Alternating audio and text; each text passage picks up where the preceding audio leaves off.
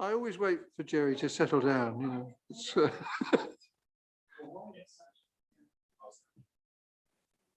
Is he coming back?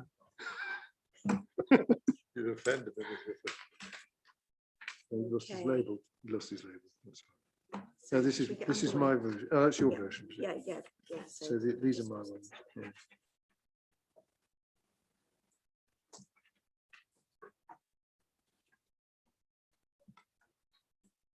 Is this being filmed? It is. It's been I'll declare that. Yeah. Okay. Good morning, everybody. A couple of minutes late while we try and let Jerry get settled. Always a good idea to let Jerry get settled. So this meeting is being webcast. So if anybody's concerned about that, I'll give you full permission to leave now. But hopefully that's all right with everybody.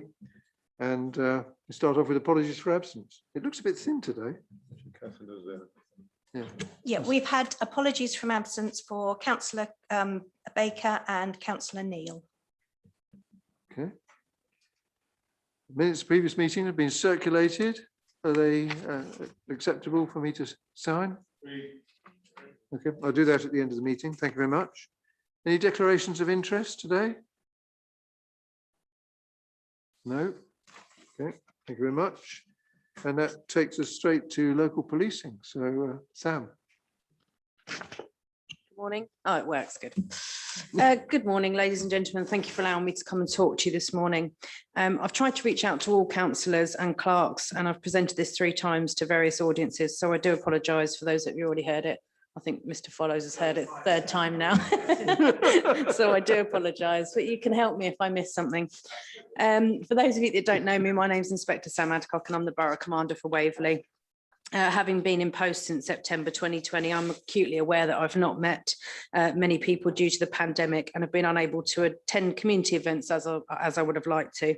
I therefore thought it'd be a good idea to arrange this presentation to give me a chance to update you on our current policing team, what our priorities are and how we plan to achieve them. So a little bit about me. So I've been a police officer for nearly 18 years. I served in Hampshire Constabulary for 11 and I've been in Surrey for nearly 7 now. I've been lucky enough to do a variety of roles in my career. Before coming to Waverley, I was in the control room as an Ops 1 Force Incident Manager, where my main role was commanding firearms incidents and police pursuits, along with managing risks and resources across the force. Prior to transferring to Surrey, I was a neighbourhood officer for Aldershot Town Centre. And so I have recent experience in neighbourhood policing from an operational point of view. I'm really passionate about neighbourhood policing and strongly believe in the old school Bobby on the beat. Sadly, we just do not have the resources to be quite as old school as I would like, but my team work really hard doing what they can with the resources that we have. So the point of today is to give you an overview of our policing team and to give you an idea of what our priorities are. As you know, Waverley is in Surrey Police's Western Division, along with Woking, Surrey Heath and Guildford. Waverley is the largest borough in Surrey and covers 133 square miles and has approximately 120,000 residents. From a policing point of view, we've divided the borough into 4 main areas, and therefore we have 4 main teams, and they are Godalming, Farnham, Hazelmere and Cranley, and they cover those areas, the main towns and surrounding villages. Each area has a team of dedicated officers, allowing them to really focus, understand and disrupt people, groups and places that are causing problems in their areas and plan how to tackle those issues. So these are the people that make up your neighbourhood policing teams.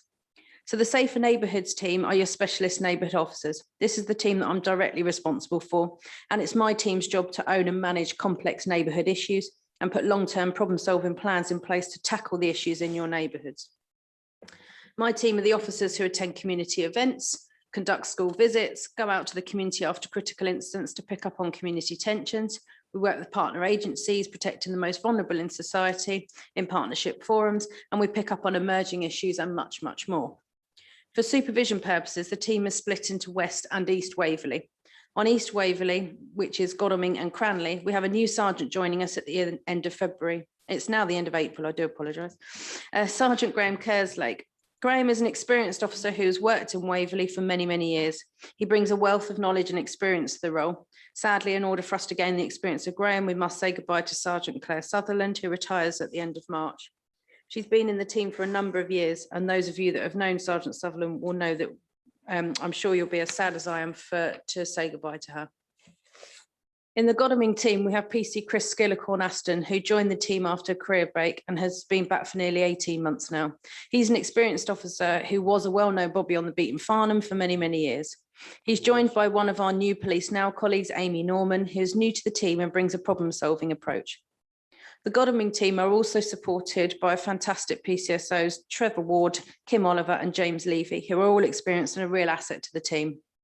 In Cranley, you have PC Gavin Greenway, who joined the team nearly 18 months ago now, coming to us from response policing. Gavin is supported by PCSO Locke and Thayer, who are again very experienced police community support officers. On West Waverley, which is Hazelmere and Farnham, we have Sergeant Andy Crane.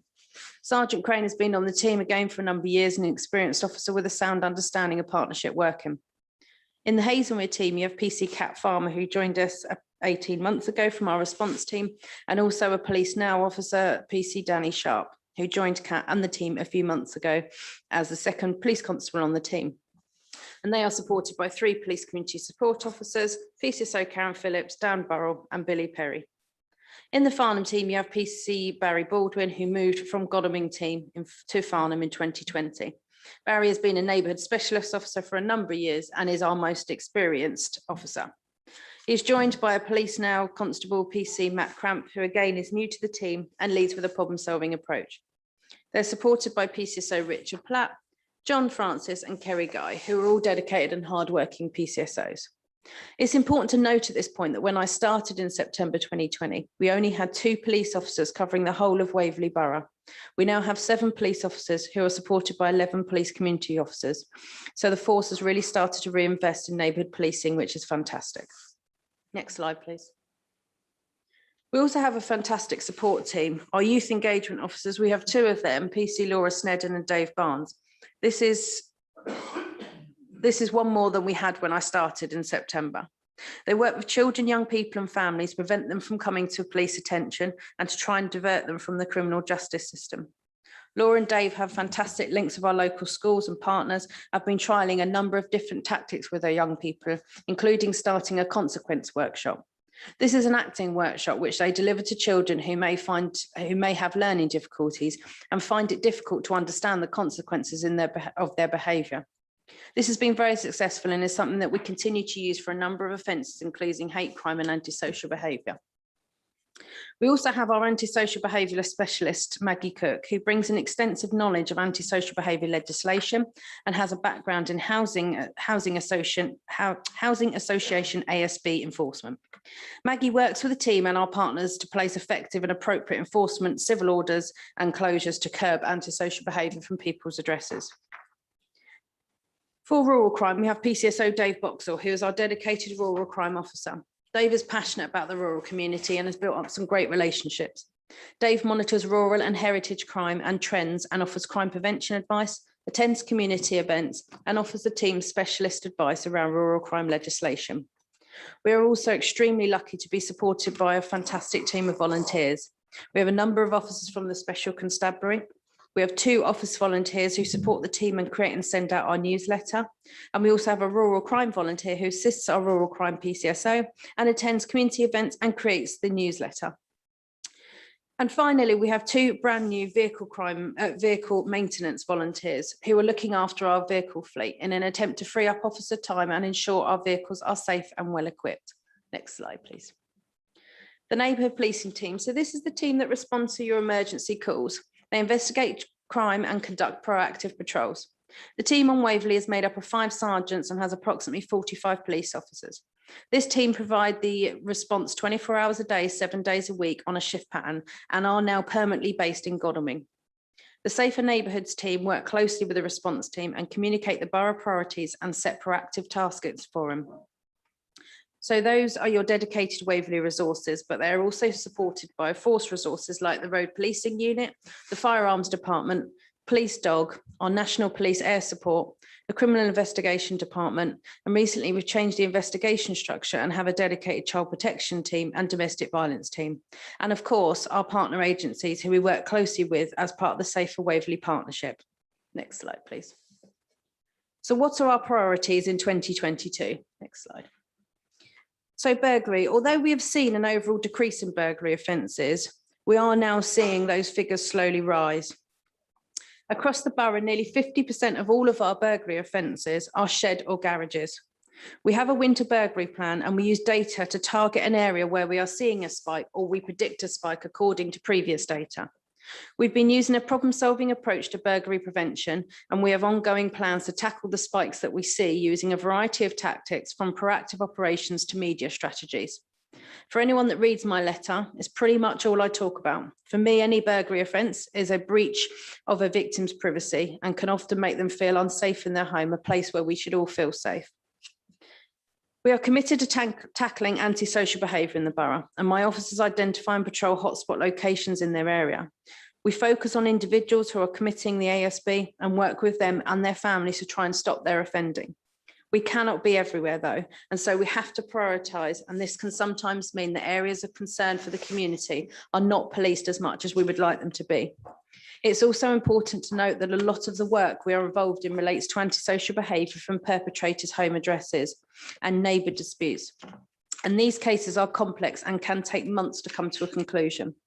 To deal with these incidents more efficiently, we've created a new partnership meeting, which has recently been agreed at the executive, called the Neighbour Dispute Action Group, which is designed to tackle those complex issues and promptly deal with any unacceptable behaviour. Domestic violence is a high priority for the police. We will always look to take positive action with domestic violence. Since the introduction of the dedicated domestic abuse team, the Safer Neighbourhoods team work closely with them, enforcing domestic violence orders and working with them around perpetrator plans. Safeguarding of victims is a key priority, and we use a one-team approach to ensure that all safeguarding measures are in place. Domestic violence is reviewed daily on the management meetings to ensure that all appropriate action has been taken, and we share a lot of information about domestic violence on our social media. Hate crime will simply not be tolerated in Surrey. Hate crime is regularly monitored to look for any trends, areas of concern, or people of concern. Sadly, in Waverley, 30% of all of our hate crime can directly be linked to neighbour disputes. And so the introduction of the new neighbour dispute group, which I've mentioned before, is hoped to help tackle this issue.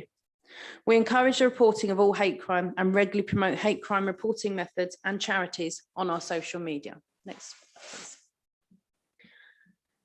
So another important priority for us is understanding our communities and solving problems. I want my team to not only understand their communities and the issues in their areas, but to work with the public and partners to put long-term problem solving in place to really tackle the issues. This means looking deeper and working out the root cause by using scanning and analysis of the area. For example, an area of constant ASB, I want my team to research the area and look at the data around it. When is it happening? What is happening? Are there any reasons why it is happening? And is there anything about the environment which is contributing to that issue? Once we really understand that, then and only then can we come up with a measured and tailored response. There is little point in the team putting in the same responses to a problem year after year, only to find that it keeps reoccurring. Problem solving and evidence-based policing allows my team to focus on the right issues and prevent further issues. Next slide, please. And lastly, I'd like to improve our engagement and communication.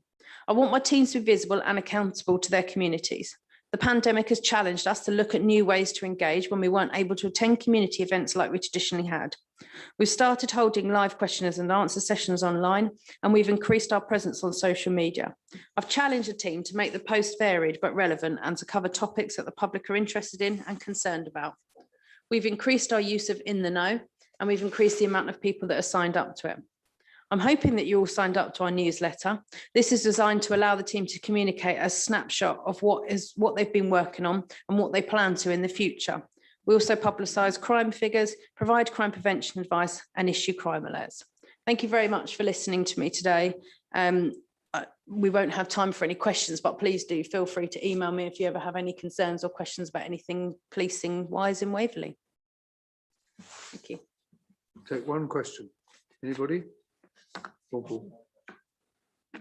Since we last spoke, I just wanted to pass on my thanks from residents in Oxford Ridge. The recent dispersal order seems to have had a great effect, and the residents there asked me to pass that on to you. So thank you.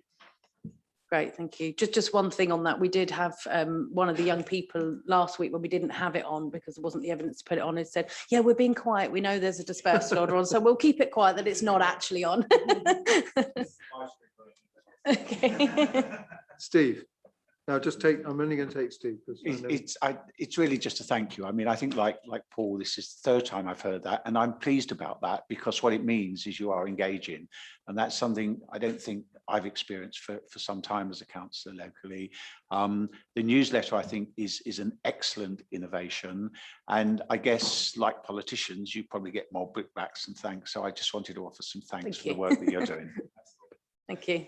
And I just wanted to say, from personally, I'm pleased that you've got Chris Skillicorn-Aston back. He took me out on patrol with him 2 or 3 times when he was in Farnham, long ago now, when we had a police authority. And I thought he was absolutely excellent. And in fact, he got a national award arising out of that. So that's good luck for Godalming, I guess. So thank you very much for coming, and we'll hope to be seeing you from time to time. Thank So you. you let us know when it would be appropriate. Yes, And lovely. we'll fit you in. I Thanks very much. will leave you because I've got lots to do, but I'm good sure- luck. yeah. Thank you.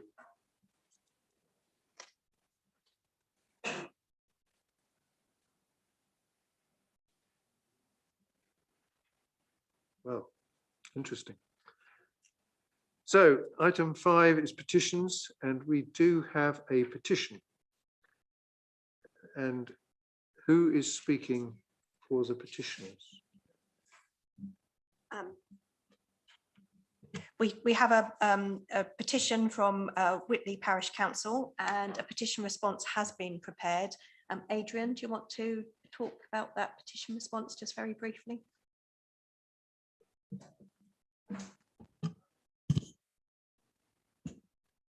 Thank you.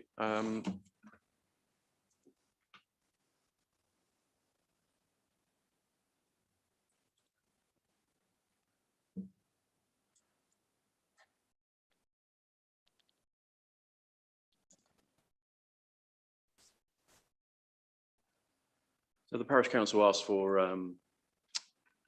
lower speed limits to be introduced in Brook and Sandhills, and so we've responded saying that we can investigate it, but the costs to lower the speed limit along that length of road would be in the region of £20,000 for all of the necessary works. So it would be at the discretion of the divisional member to consider that as part of the forward programme. Thank you. Now, if I could just introduce some people who are sitting with Adrian. In fact, are you 100%, Adrian? Because I have a note to say that you might not be able to join us. Okay, well, fingers crossed then. Okay, so.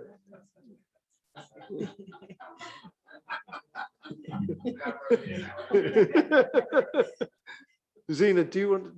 Can I introduce Zena Curry first of all, and she will introduce herself and her colleagues. Thank you very much, Chairman. Yes, I'm Zena Curry, and I'm the Highway Engagement and Commissioning Manager, and will be presenting the report later in the committee. I know that Patrick has probably already introduced himself via email, but here he is in the flesh. So Patrick Giles is your new Stakeholder Engagement Officer, and Adrian, who you've met previously, is the Senior Traffic Engineer, who'll be working through not just your questions about traffic and highway matters, but also engaging with you along with Patrick on any of your suggested schemes going forward. Thank you. And we also have, who will self-introduce, Duncan. Good morning, Duncan Knox, Road Safety and Sustainable School Travel Team Manager. It's the mission of my team to reduce death and injury on Surrey's roads and promote more walking and cycling to school. And I'll be introducing the item later on rural speed limits. Yes, Steve.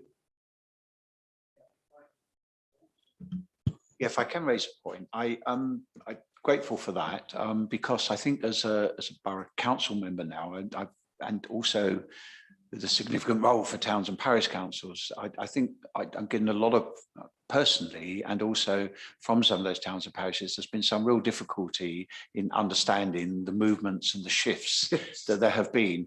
I did recently have a conversation with Matt Furness, who has promised to provide a note that we can send out to all towns and parishes on a sort of Q&A basis of all the questions. He was kind enough to attend our chairman's meeting on Monday evening, and people appreciated that. But I'm just wondering whether it would be possible, Chair, for us all, because some of these communications may quite properly, I understand, have gone to county councillors, but not necessarily the borough council members here, if we could have something that did describe the new organisation, the people, the purpose and the contact points, if I can put it that way, because it's proving pretty difficult at the moment to get to grips with that. Thank you. I think before we come back, I think that would be helpful to have an organogram, if you will, of showing the layout of people, but also the terminology, because the titles are not the titles that were. And so I think, I guess that's part of what Steve's coming from. I had lots of questions having read the page. Who is the stakeholder engagement manager and what? Well, exactly. It's that sort of thing that we need to understand. Yeah. And ideally in the sort of English we can understand. Could we ask you to do that for us? I will try my best, Chairman. Yes, more than happy to help with everybody within the committee as it is now, but also the broader borough members as well. My team, the sort of main two functions are that stakeholder engagement. And what does that mean? I understand that's sort of like a terminology, and also traffic engineering, policy and compliance, and budgets is another part of it. And also active travel behavioural change, which is a new thing, I think, for us all. So what does stakeholder engagement mean? It means helping the county councillors when they're putting forward projects as part of, as another terminology, community network approach, to be able to reach out to both the experts who might be able to assist on that project, but also the community leaders, which will include the borough members, and also those hard to reach people who often don't have a voice at the moment. So all of this, the restructure that we've had has been about getting closer to residents and really having far more engagement than we've ever had. So what does that engagement piece look like? It can be an online highway engagement meeting. It could be a meeting face-to-face in an informal setting, whatever suits the county councillors will be that sort of key link and link in with you. We're there to support on those highway side of that engagement. So we're only one piece of the fuller picture. So there's engagement on libraries, engagement on education, engagement on all sorts of our services, but it helps local residents and local community leaders to really help shape the services that we deliver. So we have a stakeholder managers. They are in a job share that they'll be starting in April, and 4 stakeholder engagement officers, of which Patrick is for Waverley and Guildford, and they will be reaching out not just to support on the budgets that the county councillors have, but also on helping us arrange those engagement meetings on projects and other issues that you might have locally. So on highways, other people are also doing about other issues, but we're for highways. So I hope that explains what we do. I'm happy to take further questions about that, but that's what we're there for, to reach out to the community leaders, community and experts to be able to shape the service of what could be achieved for you. So for clarification, I think by highways you mean roads. My highways are mostly over there, I think. Rights of way. But you mean just roads, don't you? Yes, I do mean roads. We do link in with our rights of way colleagues. So for that example, if there's a road that is part public highway for vehicles and cyclists and pedestrians and part a right of way, we will be linking in with our colleagues from other services. Yes, absolutely. Well, that's true. There are 1 or 2 D roads which are also byways open to all traffic. So I guess you have to interface a bit. Yes, yes. Thank you, Chair. I know we need to have that discussion at some point, but I think that with respect to public engagement, can I get back to the petition submitted by Whitley Parish Council in my division? Yes, quite. Let's do that first. Thank yes, you. before we do anything else. Yes, thank you. We'll come back. Nobody from Whitley could be here today, so I just want to offer my apologies from them. I obviously have been in contact with them, as I know you have, Chair. And thank you, Adrian, for your response. I just wanted to confirm 2 things. Firstly, that this could be added to the general list for further consideration. I think not only I, but Whitley Parish Council fully accepts the funding constraints of this. There's no expectations to manage on that front. But firstly, can I just confirm it can be added to the list for future consideration? Yes, it could be. We would probably need to have a discussion about it. And secondly, just in your opinion, is this something that Surrey could, in theory, consider a strategic SIL application for addressing? Not as far as I'm aware. Thank you. That was a question I was requested to ask by the clerk. I thought that might be the answer. Otherwise, though, if that can be added to the list, I'll have that conversation with Adrian. And thank you very much, Chair. On the back of that, it might be useful to know what can be considered for SIL applications, not just a specific case. Yes, actually, that's a fair point, because infrastructure, I assume, is defined. And I'm going to, if possible, Chair, Councillor Townsend in her Waverley hat sits on the SIL board and may be able to answer that. Yeah, please. Thank you, Chair. Just to add, obviously I am a member of the SIL board, but the Surrey highways projects that perhaps will be put forward, we do need to have further discussion with Surrey. We were trying to arrange a meeting with the cabinet member, Councillor Matt Furness, and that is overdue. It's a matter, I think, of just coordinating diaries. So we are going to speak to him, and as a matter of addressing SIL applications and SIL applications from Surrey and the standard of detail required for them as well. Thank you. As I was discussing with you earlier, yes. Same track. Okay, so thank you for that. So does anybody else want to comment? I mean, you know, Paul is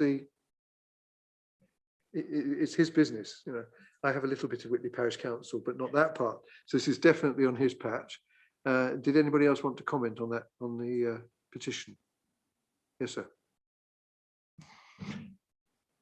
Thank you, Chair. Yeah, just a general comment, really, that I hope that Surrey County Highways will prioritise requests for 20-mile-an-hour speed limit areas around schools generally, unless that, of course, is already their policy. If it is, I'd be interested to know. But obviously, we want to protect school children as a top priority. And I think around schools, it's very important to calm the traffic down. Is there already a prioritisation around schools in Surrey? There's a policy which is still under consideration to some extent, but Duncan is the guy. We have a policy called Road Safety Outside Schools on our website. It sets out the process that we follow when investigating concerns about road safety outside schools and measures to promote more walking and cycling. I think we should look very seriously at reducing speed limits in residential areas and busy town centres and shopping streets and outside schools. But what our policy does is ensure that the key experts, if you like, stakeholders, look at the nature of the problem outside the school by a site visit together with the school community, because it isn't always something that 20-mile-an-hour scheme will solve. It may be difficulty crossing the road because of parked vehicles. It may be other factors, antisocial parking or better crossing points. So the measures that we might come up with may or may not include a 20. What it will do is ensure the measures we come up with will be tackling the problem after we've defined it properly. Thank you. May I just mention the additional funding that the council have put forward to address these types of issues as well. We've over the years visited over 160 schools to do these kind of assessments, including some in Waverley, and we have a list of about 70 highway schemes for improvements outside schools to promote more walking and cycling, and we've been allocated with £3 million, £1 million per year for the next 3 years to implement measures in and around and outside schools to promote more walking and cycling, and we'll be publishing our list of which schemes we'll be going ahead with first in those 3 years to deal with that backlog. And then our funding will be higher than it was after that backlog has been dealt with after the 3 years, so that we can continue the programme on into the future as well. So it's really good news, and I'm looking forward to putting in some really good measures that will help people walk and cycle and deal with air quality and everything like that. So the quid pro quo is that we do hope that schools will work with us to do a school travel plan. Not all of them are interested, and if we can get councillors' help to persuade them, I'd be very delighted. It's worse than that, actually, because I've seen the figures on school travel plans, and there is a serious deficit of school travel plans across the county, and Waverley is no exception in this respect, as far as I know. So I think that's a critical bit. I was just, go on, you go first, Paul. Very, very quickly. Are there examples of school travel plans that we could have a look at so I can engage with the local schools in my division on this? You've got a model one.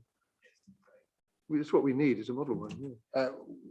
There is a national online portal called ModeShift Stars. It provides a template and a framework for the schools to fill in, and we can provide training and help them develop their travel plan.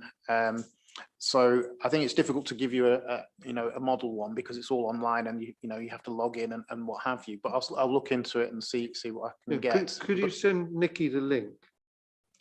Please? Yeah, to the ModeShift Stars website, type it into Google, it's easy to find. Well, yeah, but some of us aren't that good at that stuff, Sure. So if you could drop Nikki a note at your leisure, and then she can circulate it. Okay, somebody else was, yes, go on, Lisa. Thank you, Chair, and good to see Duncan here today.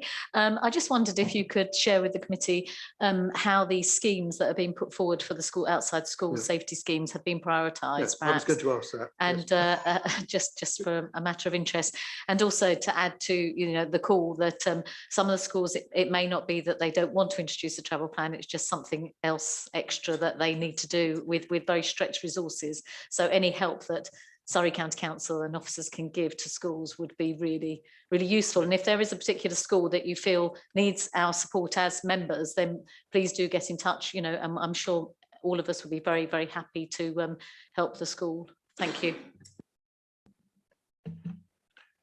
Sure, thank you. Yeah, we'll be very happy to work with any school. Yes, and I do acknowledge that maybe some schools have not been too keen to do this over the last year or two because they've got a lot on their plate with COVID and staff shortages and all the rest of it. So yes, I don't mean to be too critical, but we're here to help, and we can work together on encouraging sustainable travel. With regard to the prioritisation, we've looked very carefully at which schemes we want to deliver in year one for now, because that's about to start, and we've selected the schemes, probably a small number of schemes that are going to cost a lot of money, so that we have the staff resource to deliver them, and then we'll be increasing our staff resource to look at year 2 and year 3. And we haven't finalised how we're going to prioritise those, but a couple of factors do occur, and that's the fact that some of these have been on the shelf, on the wish list, if you like, for a number of years since we started doing these assessments. So I think we've got to acknowledge which ones have been there waiting longer than others, where we're perhaps doing a site visit in the coming weeks.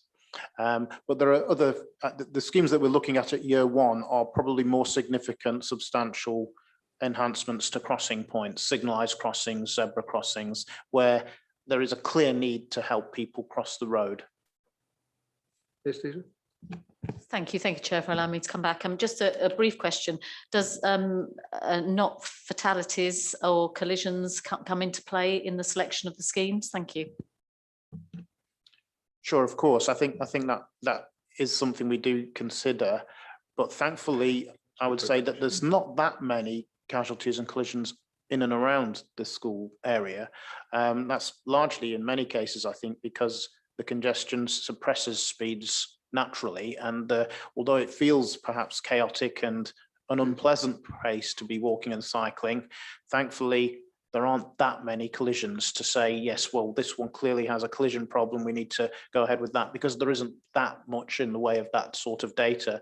Instead, it's about making the place look and feel nicer and be genuinely nicer and safer to walk to the school and get across the road and not have your pathway blocked by vehicles parking all over the footways and so on and so forth. Andy? Thanks, Chairman. Could I just ask Duncan, can you indicate which schemes are on the list for Waverley in terms of this first rollout? We're not ready yet to publish the list. It needs to be signed off internally and by our cabinet member, but as soon as we can, we'll be sharing that. I don't want to say what's on the list and then it be changed. So if you forgive me for now. Thank you. Maybe again, you could send that to Nikki and she can circulate it. Sure, thank you. Okay. Yes, Steve. So it's just a brief follow-up comment really from what Liz was saying. I mean, certainly my memory of when I access regularly to some of this data and so on was that the major accidents and collisions took place at junctions rather than places like outside schools and so on. And I'm just wondering how far, you know, when we're actually looking at where we're going to spend our money, that something like that, you know, should weigh quite heavily. I mean, certainly in my view, you know, it's where we actually have those serious problems that perhaps we ought to be putting higher up the list. But it's just a passing car. I don't necessarily expect a response. I understand you've got all sorts of pressures to do different things, but in the final analysis, surely we should be addressing the areas where we've got the biggest problems. Yeah, I'm happy to respond to that. I think it's a point well made, and we do have separate budgets that are dedicated towards the collision hotspot sections. So, you know, we've got the budget for the road safety outside schools, making walking and cycling easier, and then collision hotspots is a separate pot, and we do prioritise based on the locations with the very worst collisions, where there's a pattern where we think we can solve it. And we are generally quite successful in tackling those sites as well. But yeah, I would recommend looking at crashmap.co.uk for the data if you want to look yourself. That's true. Crashmap.co.uk.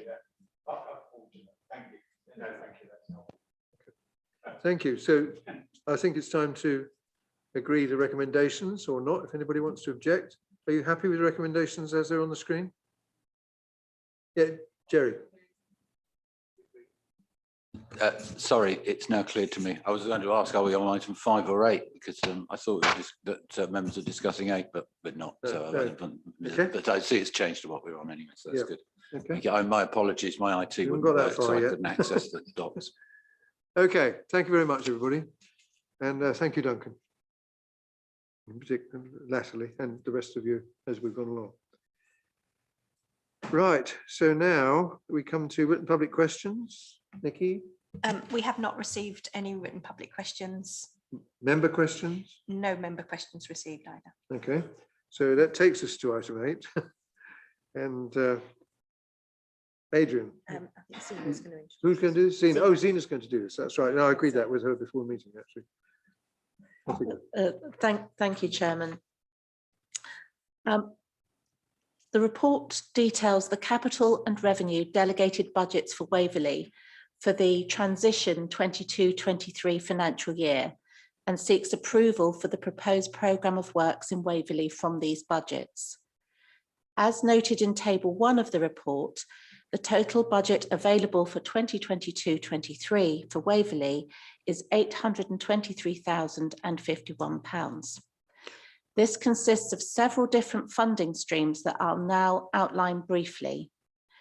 Firstly, each county member will receive a £50,000 capital maintenance allocation. This can be fully used to fund capital maintenance works, excuse me, and should enable one large or 2 smaller capital maintenance schemes to be delivered. Alternatively, up to 15,000 of this funding could be used for minor ITS, that is drop curbs, bollards, a speed limit review, with remaining budget being used on capital maintenance schemes. The Stakeholder Engagement Officer, that's Patrick here, will assist county members to ensure the best use of that allocation and enable commissioning of this work to the highway maintenance team. So Patrick has recently been in contact, as we've spoken about earlier, and introduced himself to members. He has started the process of seeking nominations for schemes that members want to look to take forward. The second funding stream is £7,500 of revenue maintenance funding for each county member, as in previous years. This helps address the maintenance issues within their division. It is proposed that this is managed by the Highways Maintenance Team on county members' behalf, and that members who choose to approve this approach be asked to agree to pool this funding to enable the commissioning of a cost-effective revenue maintenance gang to carry out members' local priorities. I believe this is how you have approached this in previous years. Finally, Waverley will receive a devolved capital ITS budget of £305,551. The proposed programme to be delivered from this budget is shown in Annex 1 of the report, and the local committee are asked to agree this programme. Any remaining funding from there could be equitably divided between each member. The committee are asked to also note, as Duncan has spelt out already, that the road safety team have additional county-wide budgets available to address the highest priority backlog of road safety outside schools and road safety schemes of £1 million each for the next 3 years. To enable the capital ITS programme to be delivered in a timely and flexible manner, it is proposed that I, as the Highway Engagement and Commissioning Manager, can transfer funding between these schemes agreed in Annex 1, and also within the scheme of delegation, be able to progress any scheme on the Integrated Transport Schemes programme, including consultation, statutory advertisements that may be required under the Road Traffic Regulation Act for the completion of these schemes. If it is agreed that a scheme cannot be progressed, usually for technical reasons, this will be reported back to the appropriate county member, and we will look at the alternatives that are possible. In conclusion, the local committee is asked to note the budgets available to Waverley in 2022-23 and to agree the recommendations in the report to enable the schemes and works to be progressed. Thank you, Chairman. Thank you. Andy. Thank you, Chair. I've got a couple of questions. The first one I think will be of quite a lot of interest to the committee, in that what is going to happen in future with the parking surplus, which has previously been under the control of this committee. In terms of Farnham, actually, that was transferred to the Farnham infrastructure project. So I'm really asking about the future of the parking surplus in future years. And the second question actually is that the cabinet paper indicated that the 305,000, that sort of sum of money, individual members could sort of bid for projects within that. And we seem to be carrying forward, I suppose, previous decision. And as I understand it, the coming years are transitional year. So maybe we're talking about the subsequent years, but if you could just confirm that we're really, in a sense, carrying forward this year what was previously agreed by the committee. Although there's a bit of money left over, and I think you're saying that can now be shared out, proportionally between each member. So if you could take these two questions, please, Zena. Thank you. Thank you, Chairman. If I may answer that question. So, in terms of parking surplus, I think the details of that will be spelt out with the message from Matt Furness as our cabinet member. So unfortunately, I don't have all the details of that at the moment. But I do know that there will be a revenue budget available to help with the technical appraisal of projects that want to go forward for the 23-24 financial year. I'm not very clear at the moment about how those two things are linked, but we will get back to you once we've had message from our cabinet member. In terms of the bids, that is the process for the 23-24 financial year. So 2022-23 is a transitional year. So we will start on the development of the programme, subject to you approving that at the committee today from April, so that our design team can start preparing the schemes and we can get early contractor involvement and actually get those delivered within this financial year, the 22-23 financial year. At the same time and in parallel, from May, we will be seeking engagement and information from each member, and each member can put forward a project for consideration and prioritisation for the 23-24, and that will have a technical appraisal if that's required. Thank you. When you do that, could you make it clear to members what the parameters are within which they can make such bids? Because that's always a flaky area. Yeah, thank you, Chairman. That is a very, very good point. So also in parallel with this, we are creating a new prioritisation process. As you're probably aware, we use the Casey scoring at the moment. That's congestion, accessibility, safety, economy and environment. We're looking to have a new prioritisation process in development with Cabinet and the Scrutiny Board that also includes all of those key strategies like greener futures. So we will be bringing all of those in, including the hierarchy of transport, as we're hearing about cycling and buses, and it will bring in a lot more strands than we've previously done, very similar to the Surrey infrastructure plan type schemes, but that is to be developed, but we will certainly be supporting members through the process and sharing as we're developing that prioritisation. I think Lisa was next, actually. No, we did. Yes, Lisa. Liz. Liz, sorry. Never mind, it's only been probably 10 years. Okay, thank you very much for that. I'm very disappointed that the parking surplus information isn't available to this committee, because it does come under us, and you know, and we should have been consulted, frankly, about that not coming before this committee and what's actually happening with that funding. So if you could pass that on, please.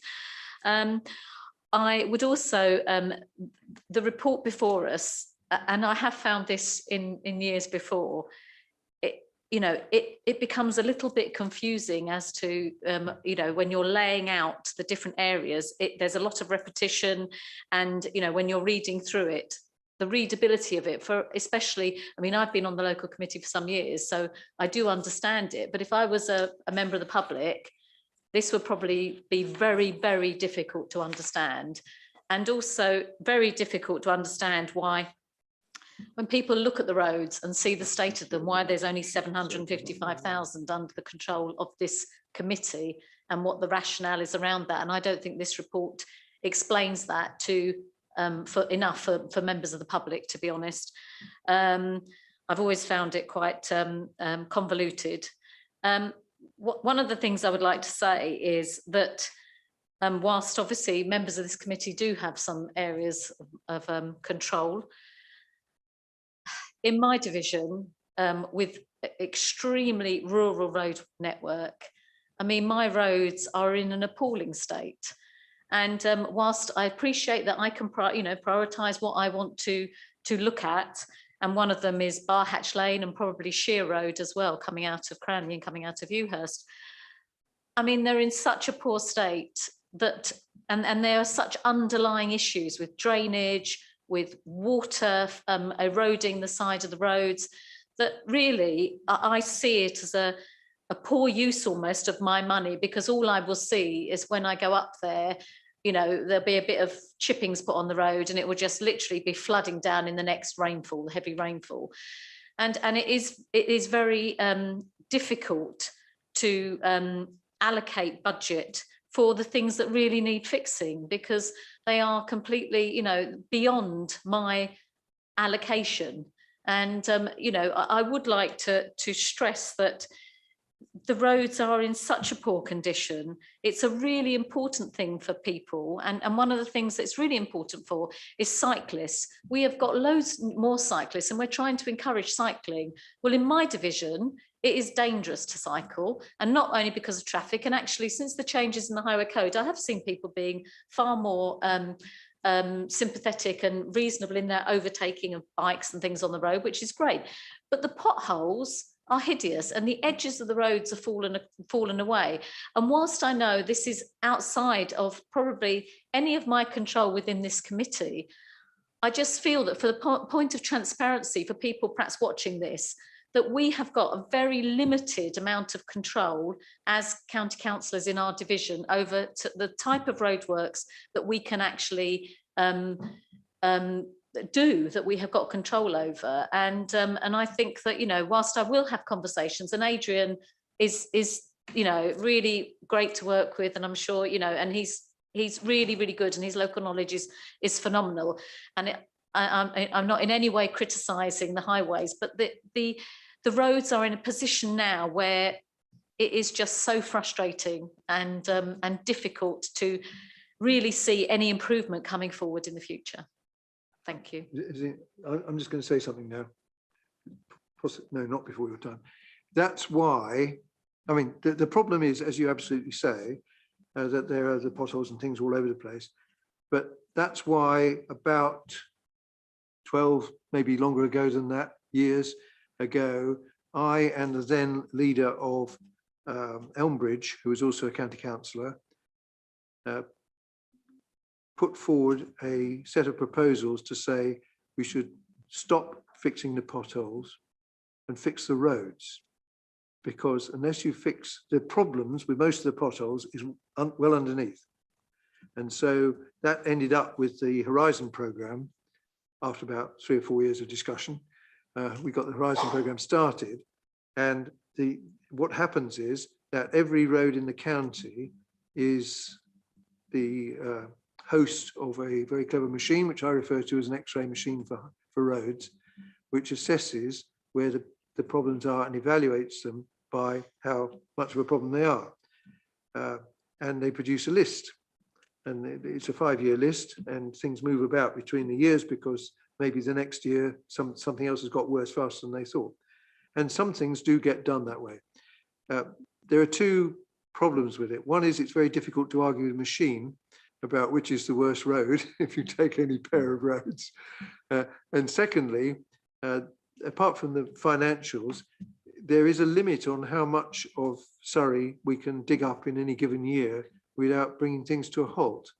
And there are a number of places where you have roads which act as the backup to one another, and you can't do 2 roads simultaneously or even within some considerable constraint.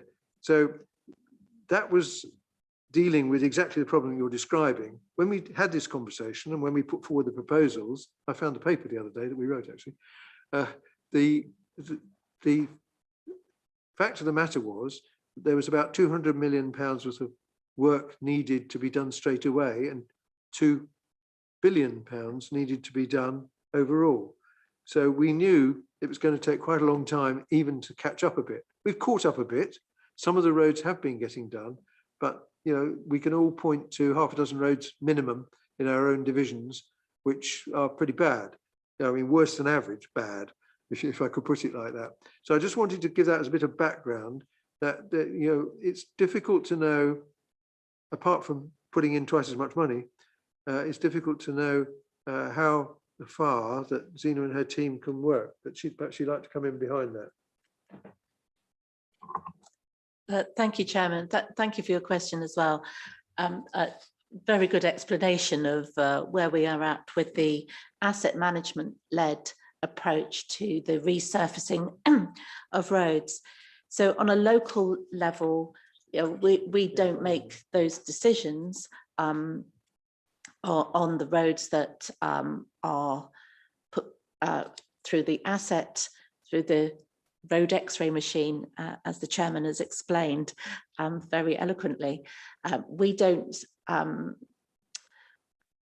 have a great influence on that programme because it is asset management led in order to maximise the amount of grants and funding that we get from central government. So it's very important that that is addressing the worst roads first.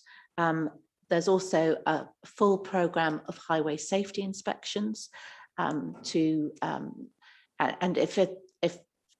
through those inspections you find any highway defect that meets the intervention level, then those are fixed within a time frame that we set out on our website of how quickly you come to it. Now, I do understand what you're saying about bringing in drainage and maybe even tree planting, or parking, the whole aspects to a scheme, and that is what we will be doing. So we do check to see if there are any horizon schemes that are in the planning stage on the location where any of the projects might be. And also Patrick has been liaising with the carriageway engineering team to determine whether any of the sites for your £50,000 capital maintenance, whether that can be fed into other programs so that you can get more done for your money. And those programs are absolutely about reducing the amount of defects on our highway network. It's the Stitch in Time Saving 9 proposal. So that's the, yeah, well, you know, it is within a budget as well, but it has a full asset management approach to ensure that that funding is invested in the right place first. So it's a very complex process, but you can see where all the horizon projects are for both the 22-23 financial years and those that are under consideration for future years on our interactive website. So in terms of your £50,000 capital maintenance budget, it is possible if, also Patrick is liaising with our drainage team as well. So if there were a large drainage scheme nearby or within your division that hasn't quite got enough funding for it yet, it is possible for you to top that up as well. So although generally that capital maintenance funding is used for what we describe as local structural repair, which is a large patch of surfacing, and it can do quite a lot on pavements in particular, large areas which are very useful for residents because it supports walking, doesn't it, and gives accessibility. So those roads that aren't prioritised on horizon yet, but you know, it's within your gift to essentially prioritise those with your funding. So Patrick does liaise with all of those other teams, but generally that local structural repair is a cost-effective way of using your budget within your local community. Thank you. Yeah. Michaela. Sorry, Patrick wants to come in first. Hi, Lisa. I know that Stuart walked over Barhatch Lane before Christmas, I think, and I don't know if you went along. Yeah, and I've driven up there myself quite recently, and also looked at Hound House. I mean, Hound House isn't too bad. You've got the channels going down both sides, but Barhatch, I think it's been quite bad for quite some time. And I know Stuart's he's requested it being put on horizon.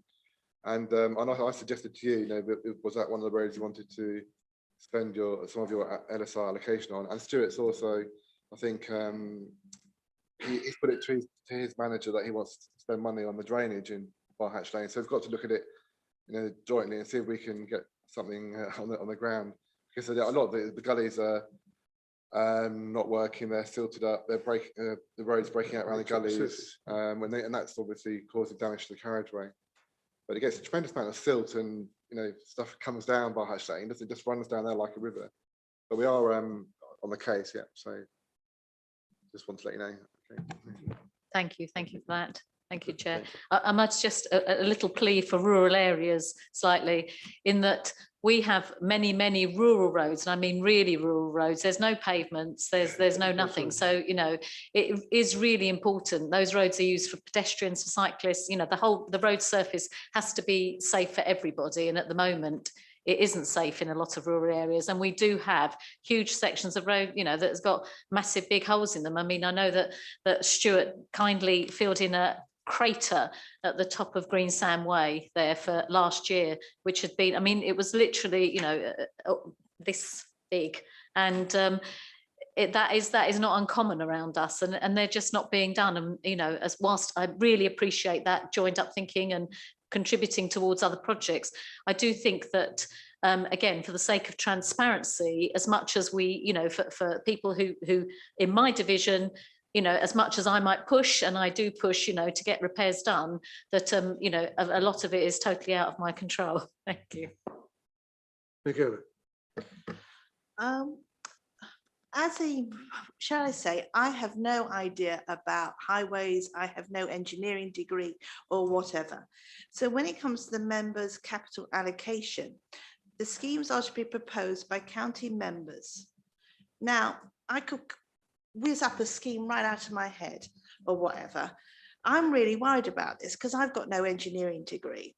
I would like recommendations actually sent to me, which I can read through, but otherwise it's going to be a waste of time because I can think up all kinds of things. So could Sina answer this for me, please? Well, I think we know the answer, and that is that Adrian's going to have a conversation with you to help you do exactly that. Yes? Is that right? Can I answer that, or David? Patrick, maybe. Yeah.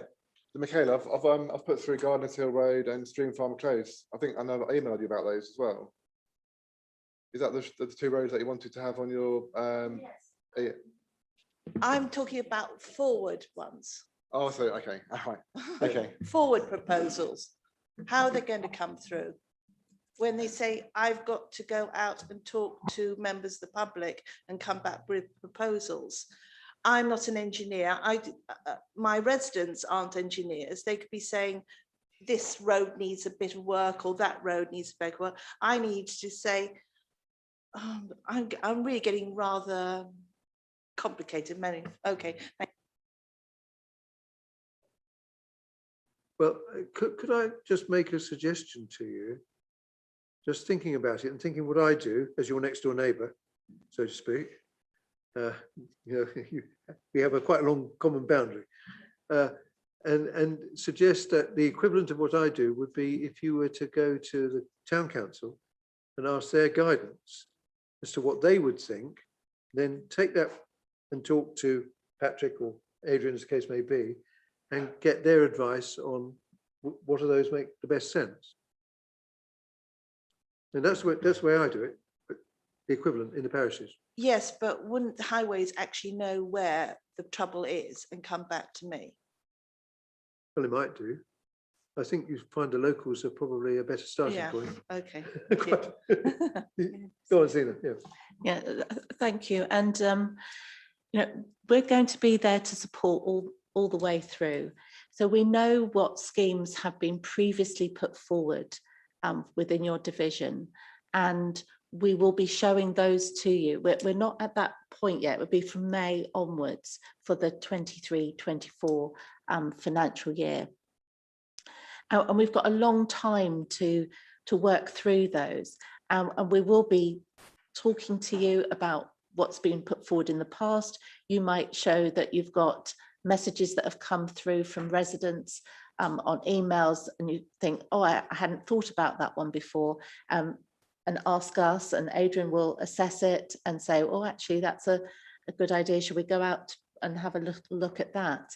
So we will be there to support you all the way through this. We're not expecting members to be putting forward schemes as such, unless it's something that has come up in your email box that is a local issue that you'd like to have explored, and we're more than happy to do that for you. Thanks very much. Thank you. Okay. Steve? Thank you, Chair. Just one passing observation and then one specific question.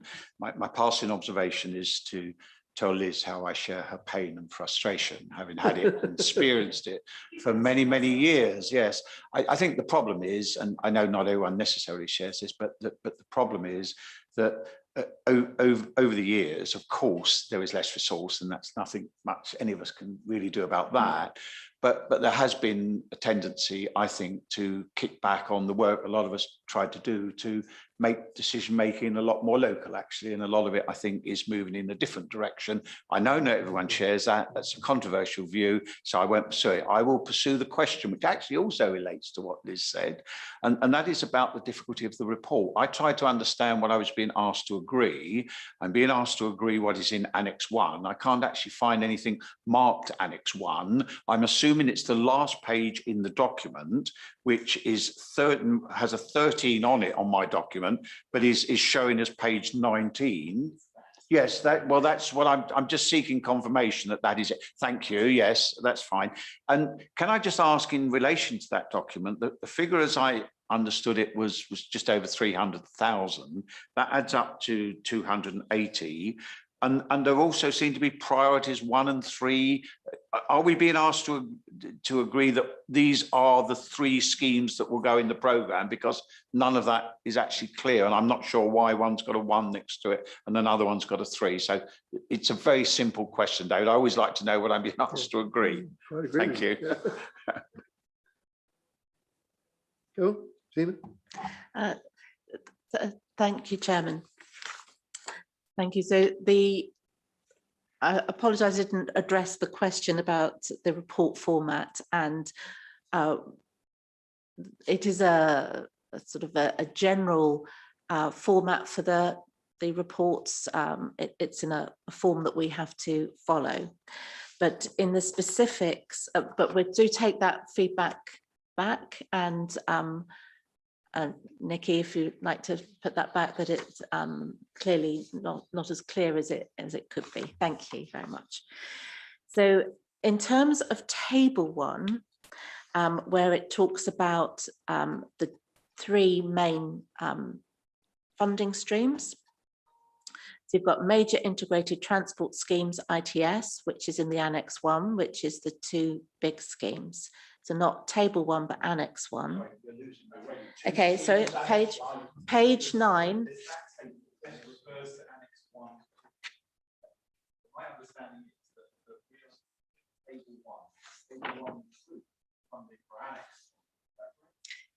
That's correct.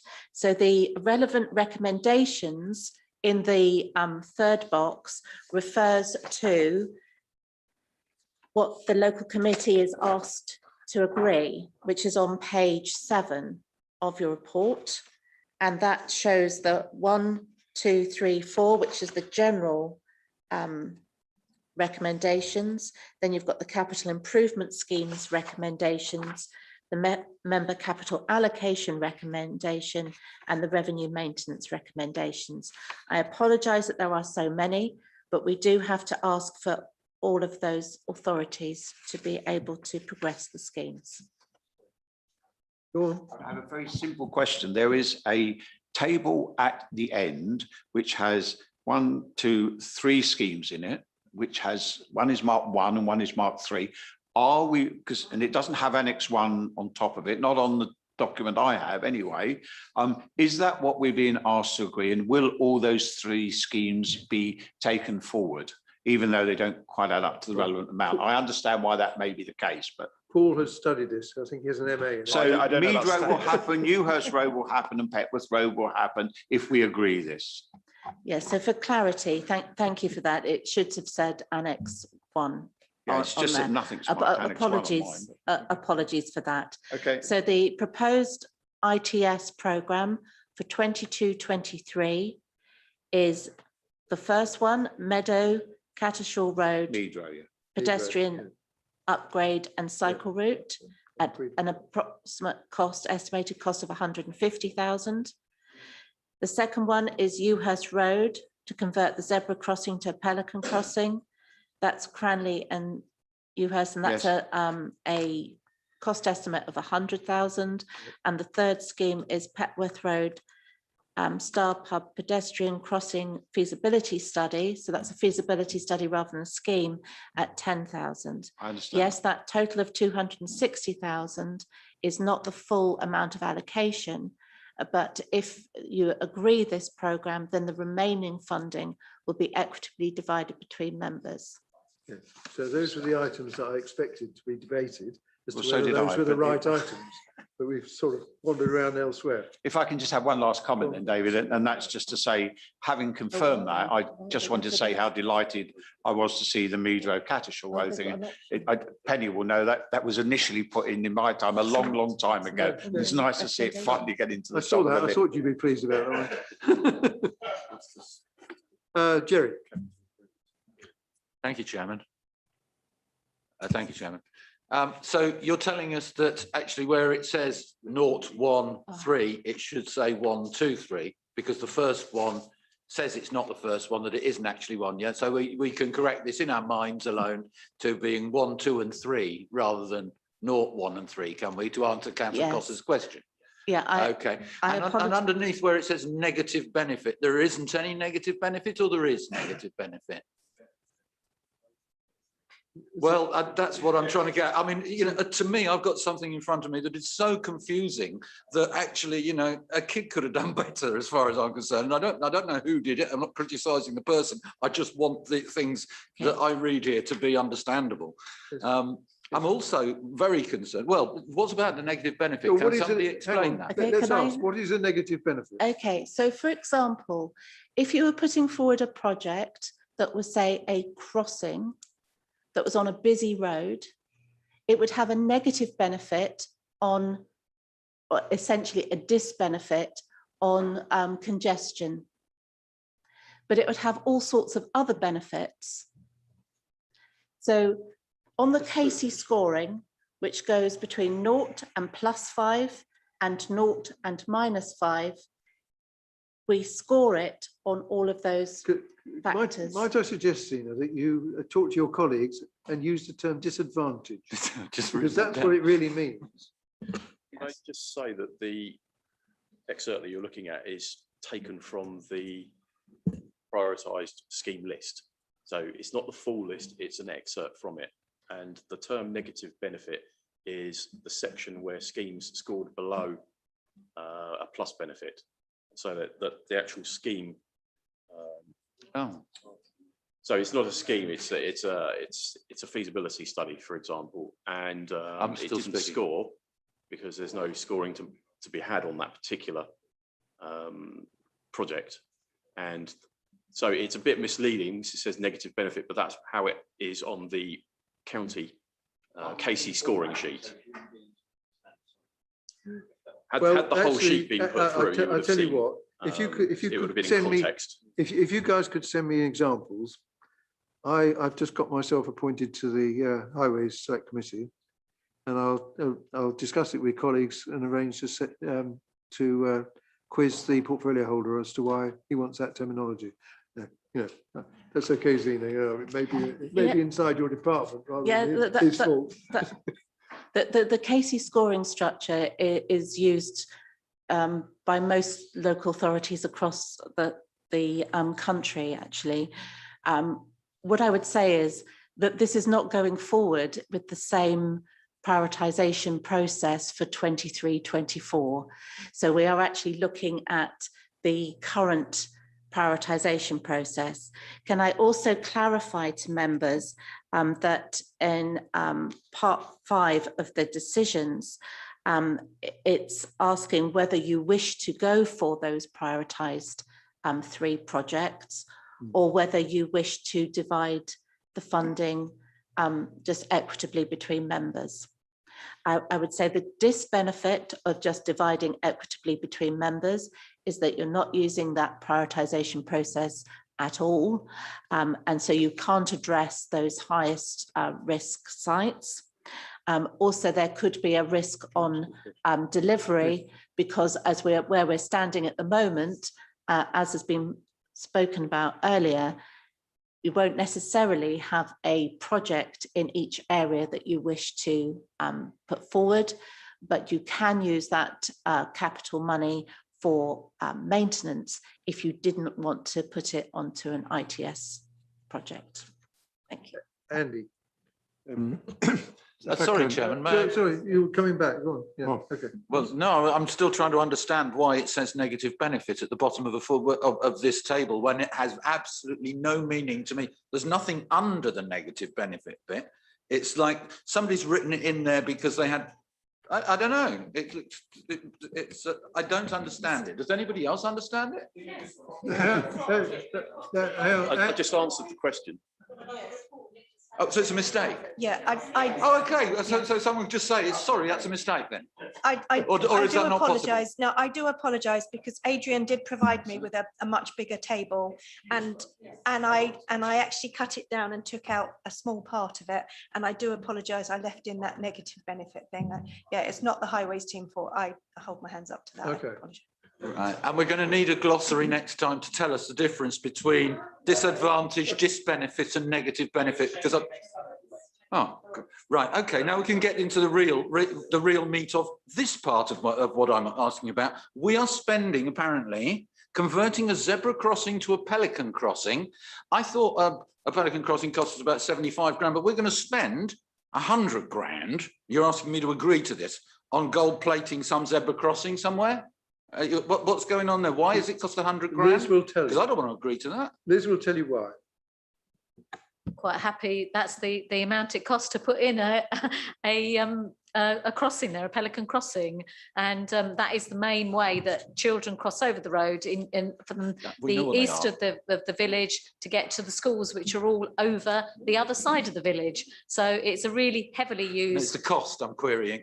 Well, that's how much it costs, Jerry. I mean, I'm afraid I've got no control over that. That's what it costs. Look, are we allowed to query that, please, Chairman, to find out why it's costing £100,000 to convert a zebra crossing to a pelican crossing? I'm interested in that. I mean, if you put in a new pelican crossing, that's what it costs.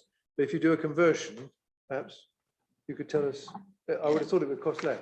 Yeah, so typically a new crossing, a push button crossing as we describe it, it is generally around 150,000. This is a lower cost estimate because there are already drop curbs, there's already a location. So, and we know that there is a power supply nearby. So that's why it's estimated at 100,000. This is an estimate at the moment. It's not the final cost, but it's for budget monitoring purposes that in broad terms, the crossing is likely to cost 100,000. It includes the cost of design, it includes the cost of construction, it includes the cost of the equipment, it includes the cost of changing the surfacing, includes the cost of the road markings. That's what it typically costs. Rather than the equipment. Yeah. Sorry, I mean, I know it's taken quite some time, but. Well, Paul. Do I need Paul? I've got the officer's answer. I mean, just to compare it to the one above it, which, if I understand correctly, is a new pedestrian crossing. You can compare like for like right there. That one is got a cycle route as well. Yeah, but it's because of where it is. But you're basically saying a new one is 150 to modify an extant location with some of the hard standing works done already. It's 100, and you can compare the two directly. In this, just happens to be fortuitous that there's one new one above it to compare it to. So. Okay. Thank you. Well, I would like to honestly look at some of the costs that we're making taxpayers pay for the things that they're getting, because you can get a lot of stuff for 150 Jerry, grand. But what I wanted to speak, I mean, I wanted to understand this. My actual point here is that what we haven't got in front of us there is anything for Farnham. Now, I know we've been told that we're going to get £250 million to solve Farnham's problems, and But we've been told through the Farnham Infrastructure Project pretty much that, well, we don't qualify for that funding. And if we, anything that we do to Farnham, the Upper Hill Road's going to suffer, which is what we've been fighting for 20 years. When we speak in the Waverley meetings, we are told that our responsibilities, Surrey County Council's responsibilities and Waverley's responsibilities under the air quality legislation. And you know, we've had a problem in Farnham. I've been fighting it for more than 15 years. We've got a problem with the air quality limits, meeting the limits, and we have a responsibility at Waverley to sort it out. And Surrey County Council, we have to have an air quality action plan. That is our legal responsibility, and to monitor at Waverley. And that is being abrogated, that responsibility, and dumped on Tim Oliver, strangely, because he's the leader of the Farnham Infrastructure Project and is the only person with any power there. So what we've got is a situation where there's money is being spent on consultants, but we don't have an air quality action plan, haven't had for years, haven't had a proper one since 2008 when a false one was put in place. It was never a plan. It was based on the Crest-Nicholson scheme. The Crest-Nicholson scheme has been changed to accept that that what was put forward was impractical. The shared space schemes that have been put forward are not going anywhere. The government won't allow them. I want to know, who do we go to who takes responsibility here? Because we can't abrogate responsibility. You know, this committee here should have responsibility over this, and it's being abrogated. It's being said that Tim Oliver will sort it out one day. No, we've been waiting 14 years and breaking the law for 14 years. And people in Farnham obviously are suffering. People's health suffers because of it, and someone needs to take responsibility for it and make sure that Farnham gets solutions and gets stuff in the budget. We get no money for doing anything. We get false promises, and we've had that for donkey's years. And we've had fiddling of modelling, well, no real modelling done. So probably falls. How do we do this? I want to know, how do we make sure we get the problems addressed rather than just pretense? Jerry, I think this falls within Kevin's area of responsibility, does it? I don't think you can point the finger at me, but the point, unless it's changed since I've started this meeting, and it feels like I've been here a long time. It sounded like those sort of things like fire and police and things that you deal with, you know. Well, yeah, but it's nothing to do with air quality. Chair, I was just going to say, I mean, these are long meetings, and I've got another meeting at 12, and I just think we are getting off, the agenda, and I'm getting a bit confused. What are we actually discussing? What are we actually asking? What agenda items we're on? And it's become a bit of a free-for-all. Jerry, I know you've got some points, but in this meeting, this is not the place to try and change the world. And I think we're losing focus of this meeting at the moment. Don't disagree. Paul. Thank you, Chair. If I may speak to the recommendations, I obviously, like everybody here, trying to get my head around how the funding formula works for divisional members. I would consider myself a relatively educated person. It's not often the most easy process to get your head around, and the excerpt of this spreadsheet is from the vastly more complicated spreadsheet that it derives from. So I can easily see why we'd add an extra bit without meaning to. So I get where that's come from. I will just speak in support of the schemes that are on the on Annex 1. The one in Godalming North has been necessary for a long time. It's been on the list for a long time, and I think it's fantastic it's there. Equally, the one in Cranley and Newhurst clearly goes directly to the safety of children, so is absolutely necessary. And the one that's in my division is a feasibility study for a pedestrian crossing that people have been after to see whether it would make sense for a long time, and nobody likes the cost of highways things. I mean, the thing that staggered me when becoming elected as a county member was just quite how much these things cost, because I had quite literally no idea of it. I suspect there is some element of contractors' costs, which in the round I would probably have a problem with, but those are the costs they are at the moment. I'm not in a qualified position to challenge that in depth. I think the point is that you can see very clearly what a new one cost versus a conversion in this. That's a bit of fortuitous fluke, but I think these three absolutely fine, very happy to support it. And equally, I gather there'll be some further changes with how the highways funding works, but I think I've got my head around how this works. The bit that I'm sure I won't get my head around is how much a particular resurfacing costs out of the 50,000 that we've got and things like that. And I'm sure I'll only figure that out once I start getting involved in the process. We come to that later Yeah. on. Yeah. So thank you, Chair. Happy to support all the recommendations. Right, finally, Andy. Thank you, Chair. Yeah, I think we have to support this recommendation. This table was previously managed by the previous local highways team that Adrian was part of, and the rankings were all done by them in conjunction with the divisional members, and these were the top three. So we should support it. In terms of the money left over, actually, it's quite simple in a way that there's 45,000 left over actually, and there's 9 divisional members. So the simple thing to do is to give each divisional member up their 50,000 to 55,000. And that is actually the future world, that this committee is not in future going to be dealing with highways matters. It's going to be done through the local members.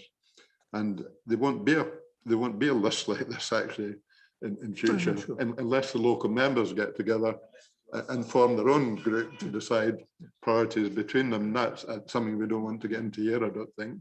But I think the simple solution for the transitional year, I would recommend that we agree that the 5,000 is added to each divisional member, and they deal with it because they're going to have to deal with it in future. And this committee won't be around. I'm sorry, the committee will be around, but it won't be dealing with these matters in future. Very short meetings too. Yes. Which is why I don't approve of the change, actually, because I think it's necessary to have a wide discussion, and we'll have to work out how we deal with that in future world. We'll see about that subsequently. Okay, so we'll move to recommendations. Can I take them on block? Yeah, is that agreed? Okay, thank you very much. Good, thank you very much. Now then, I've lost track of which number's next. Sorry, yes, George. I waited to get that out of the way because that was to do with budgets and money to be spent on worthwhile projects. Regarding highways, could I make a question really and a plea?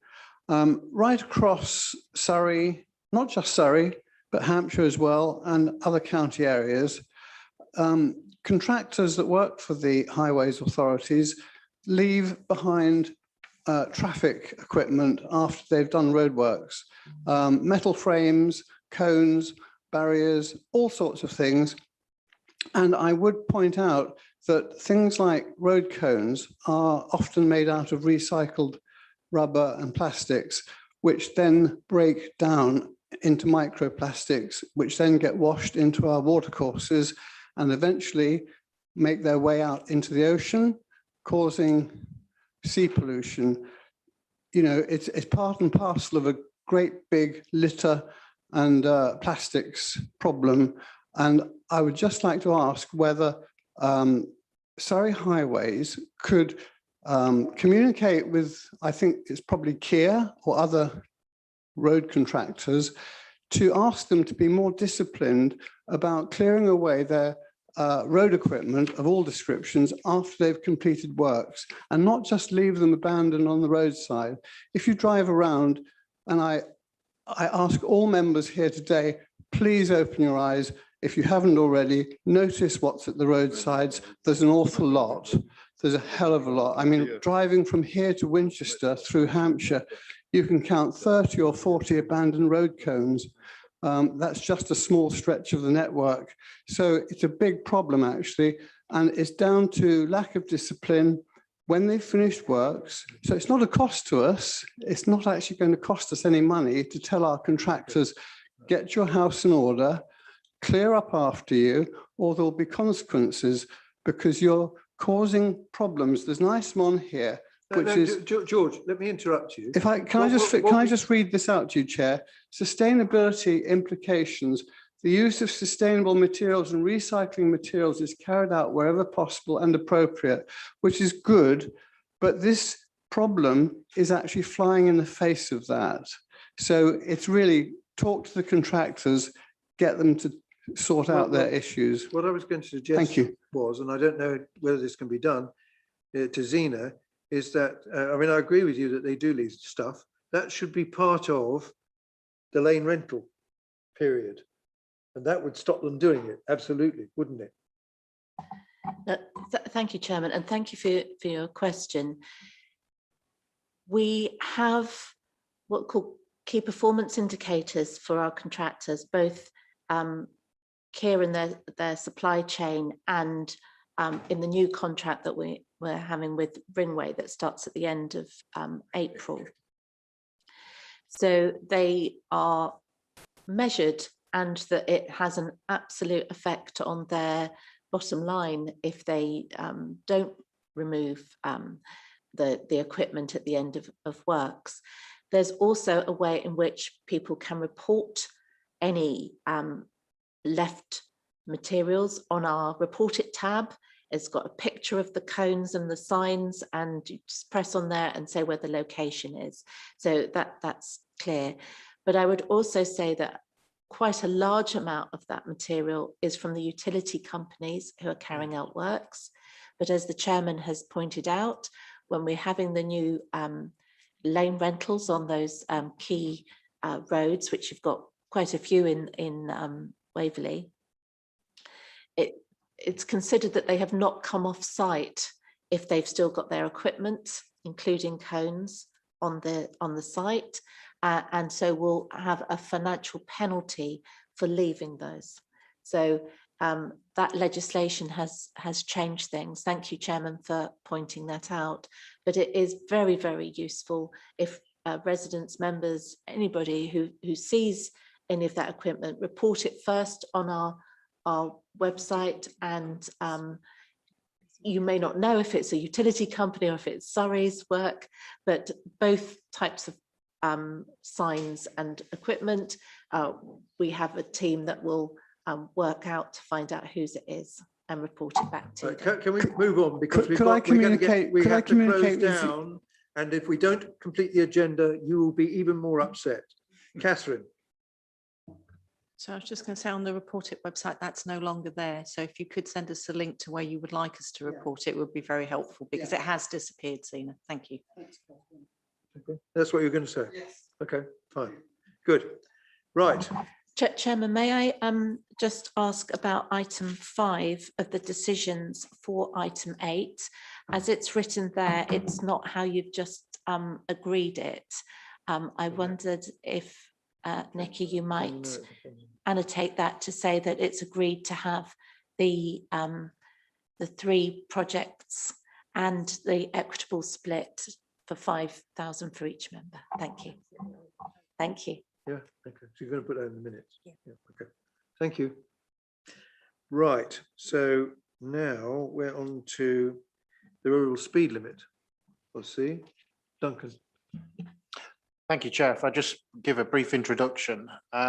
So when speed limits were first introduced, historically, rural areas without street lighting were set at 60 as a default setting, and urban areas were set at 30. The 60-mile-an-hour speed limit is no longer appropriate on rural roads, where most drivers are travelling much slower than that, and where driving as fast as 60 would be probably reckless or almost impossible on some of our very narrow single track lanes.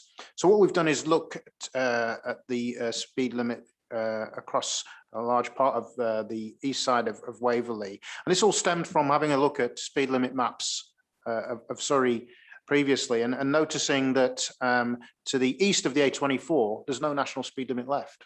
To the south of the A25, the bottom right-hand side of Surrey, there's no national speed limit left, because the local committees in Tandridge and Mole Valley and Reigate and Banstead over time have changed all of those to a much lower level. Now that has happened also to some extent to the west of the A24 in Mole Valley and in parts of Waverley, but not across the whole area. And much of the rural country lanes are still national speed limit 60.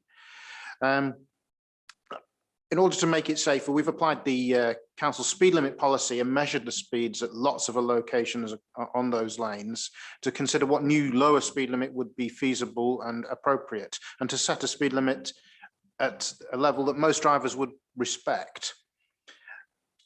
As a result of this scheme, I just want to say that there probably will be some more traffic signs indicating what the speed limit will be, but we're trying to be as careful and sensitive as possible about that. And in this area, Surrey Hills area of outstanding natural beauty, where possible, using wooden posts and being careful about the village gateways that we're putting in as well, so that we retain those things that are important to local people. The latest guidance and legislation on this is that it's no longer quite set in stone, it's guidance, and you have to have signs. The guidance is you have to have signs every so many 100 meters on either side of the road, and so on and so forth. But it's up to local authorities to ensure that there's adequate guidance. And in some locations, you know, they're not going to be a great need for that many repeaters because the speeds are already low. Whereas on other sections, I think there'll be some more repeaters needed. But we're going to try and be as careful as we can about that. There haven't been a great lot of complaints, I must say, to the east of the A24 about the introduction of speed limit signs. Doing it en masse in this way is cheaper in the long run, because for one traffic order, you can cover lots and lots of roads rather than doing it incrementally one road at a time, which costs a new traffic order each time. So if this scheme is successful, it will result in lower speeds, resulting in reduced risk and severity of collisions. And the aim is also to support walking and cycling, always horse riding, and maybe address concerns over vehicle noise as well in our rural areas. It might not make a massive difference at any one site, but I think it will make a small difference at lots of sites, which added together makes a big difference overall. And when you see the cost of one single, you know, zebra crossing or pelican crossing being at £100,000 for a kind of similar investment, you can get a small change across a wide area. This is phase one. And if this goes well and is successful, we plan to bring phase two to cover the rest of the south of Waverley and Guildford, further to the west, perhaps as far as the 281 and the 283 in subsequent years. It'd be great to get your questions. Thank you very much. Steve. You didn't make any reference in your presentation to the police observations, which I actually found quite interesting. Although they said ultimately they're not going to object, it's quite clear when you read Annex 3 that they do have some quite significant concerns about this. In particular, they seem to be saying that there are a number of roads being suggested here where the speed analysis that you would normally expect for a 20-mile-an-hour limit is not done. They say that a number of these roads will not have the look and feel of a normal 20-mile-an-hour limit. And what they seem to be asking is that those roads do not go ahead until what they call, which is a strange term to me, was what was it, countermeasures mitigation, but I think I know what they mean.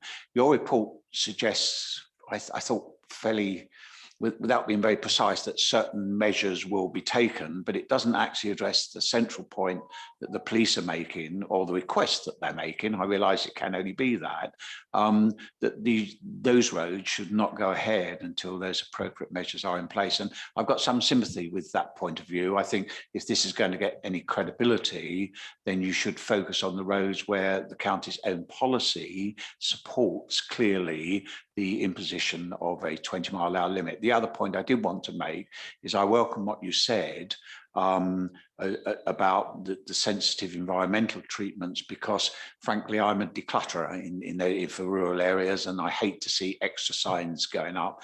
I think a lot of them can be removed, and I just don't generally like the idea of more going up, and I hate it even more if they're not actually going to be seriously affected or accepted by those you are hoping will reduce their speeds. Thank you.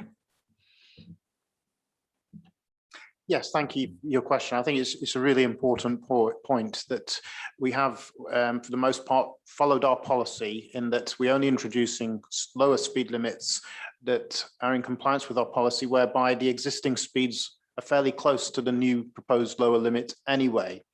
There's one or two locations where it's on the cusp. It's not quite there, and that's where the police are raising their concerns, understandably. And one of those is not in this area, but for example, in Shear, where there's already a 20, but in order to make the speed limits make sense. There's a 50-mile-an-hour speed limit being introduced on the A25 shared bypass, which would then mean that would be a very short length of like 200 or 300 meters of 30 mile an hour or whatever limit we set in between the 20 and the 50, which would be too short. So we're extending the 20 to meet the 50, where perhaps the speeds aren't low enough to ordinarily. Yeah, so it's a bit of a compromise in that sense, but those are the locations where we're going to be working with our designers to see what we can introduce to make the road look and feel more like a 20, maybe have some 20 carriageway roundels, make sure there's some speed limit repeater signs in there, and for the most part we'll make it work. But we will also be coming in afterwards to measure the speeds and see if the scheme has been successful and have another round of what else can we do if we need to. But hopefully we'll get it right first time. So if you did that and found that it wasn't working, would you undo it? I think the two options are put it up to a higher speed limit, or see what else could be introduced to get those speeds down successfully. I'll send you a note about that on a particular location. Liz knows next. Thank you. And I'd just like to thank Duncan for the work he's done and very much support the reduction in speeds across the rural network, especially. There was just a couple of things I wanted to ask. Is that obviously we're concentrating on areas within the pink line boundary at the moment, and I have managed to get a tiny bit of Cranley involved in that. But I just wondered about the next phasing and where there is any budget and what the timeline will be to extend that across, especially across the rest of my division there.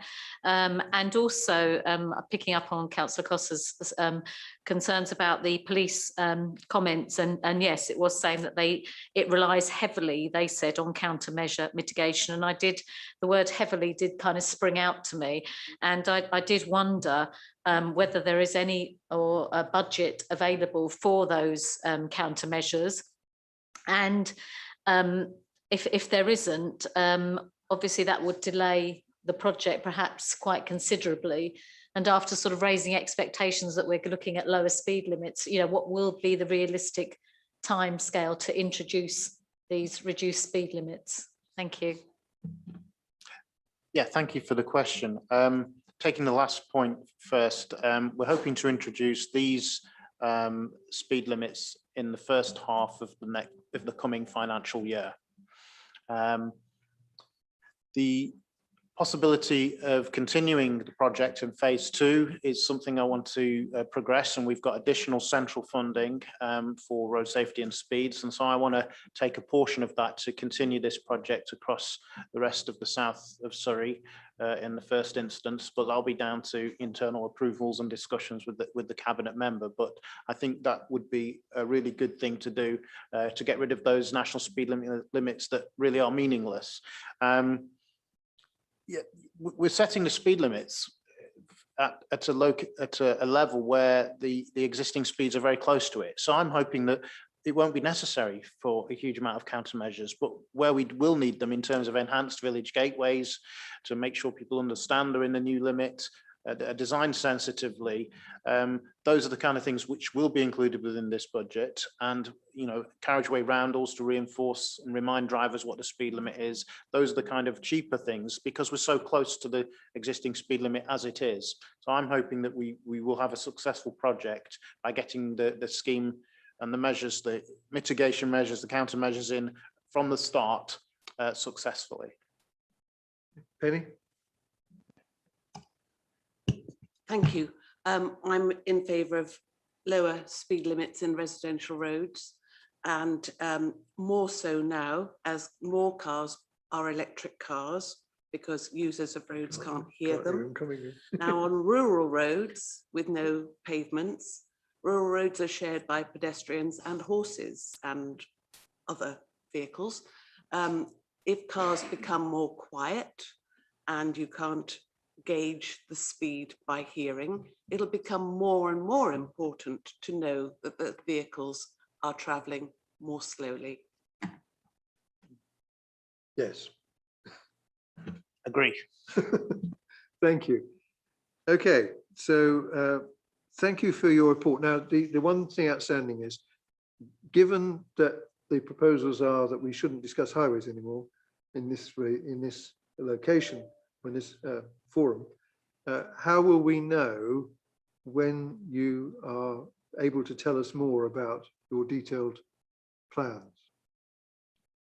What's going to happen when? So our designers are working on the detailed designs and the detailed plans for the speed limits, and they will be put out to the formal stage of public consultation when the traffic order is advertised, and we'll be in touch with the local members as part of that. And if there are any objections received, then I think the plan is that it goes to Zena to discuss those with the relevant local member to consider those objections and to resolve them one way or the other. Okay, that's fine. Thank you. As long as everybody understands what's going to happen. Yeah, that was what I would have expected. So that's fine. Thank you very much. Thank you. So now we move on to, hang on, we've got to agree what? The recommendations. They're on the screen. Yeah. There's the recommendation. Right, yes, there's 4. Yeah. Okay, are we happy with the recommendations? 1 to 4 on block? Thank you very much. Okay, good. Okay. So now we move on to Godalming Station. Alison, you're going to tell us all about this. I couldn't envisage it actually. So, and I do go around there quite a bit, so I was surprised. It's well, I'll introduce it. It is some vagaries and quite a tricky situation, which is probably why we are in the situation where we are. But I'll come on to that. I'm Alison Horton. I'm a senior transport officer in the passenger transport projects team in the strategic transport group, which is a bit of a mouthful, which I don't like to repeat too often. My sole role is to encourage and enable residents, members of the public, any visitors to use public transport, bus and rail specifically. Many of you will know Godalming Station, I'm sure, and well understand the difficulties that pedestrians face. It's a Mill Lane and station approach to Station Road, narrow roads, slightly windy, going up a hill. In one space, the road is actually only 3 meters wide, and pedestrians, in one part, the footway is only 0.7 meters. And is difficulty. Many pedestrians are seen to be walking in the road, or there's a desire line down station approach where everyone is walking, nearly everyone is walking in the road because that's the desire line to join the footpath to the station, rather than on the footpath on the other side of the road, which actually is quite hard to cross over to. We've done a number of observations, and I'm working closely with our design team. It's buggies and wheelchairs, those with visual impairment struggle. I've actually seen that myself as well. It is, Mill Lane particularly is inadequate, I think is probably safe to say along there.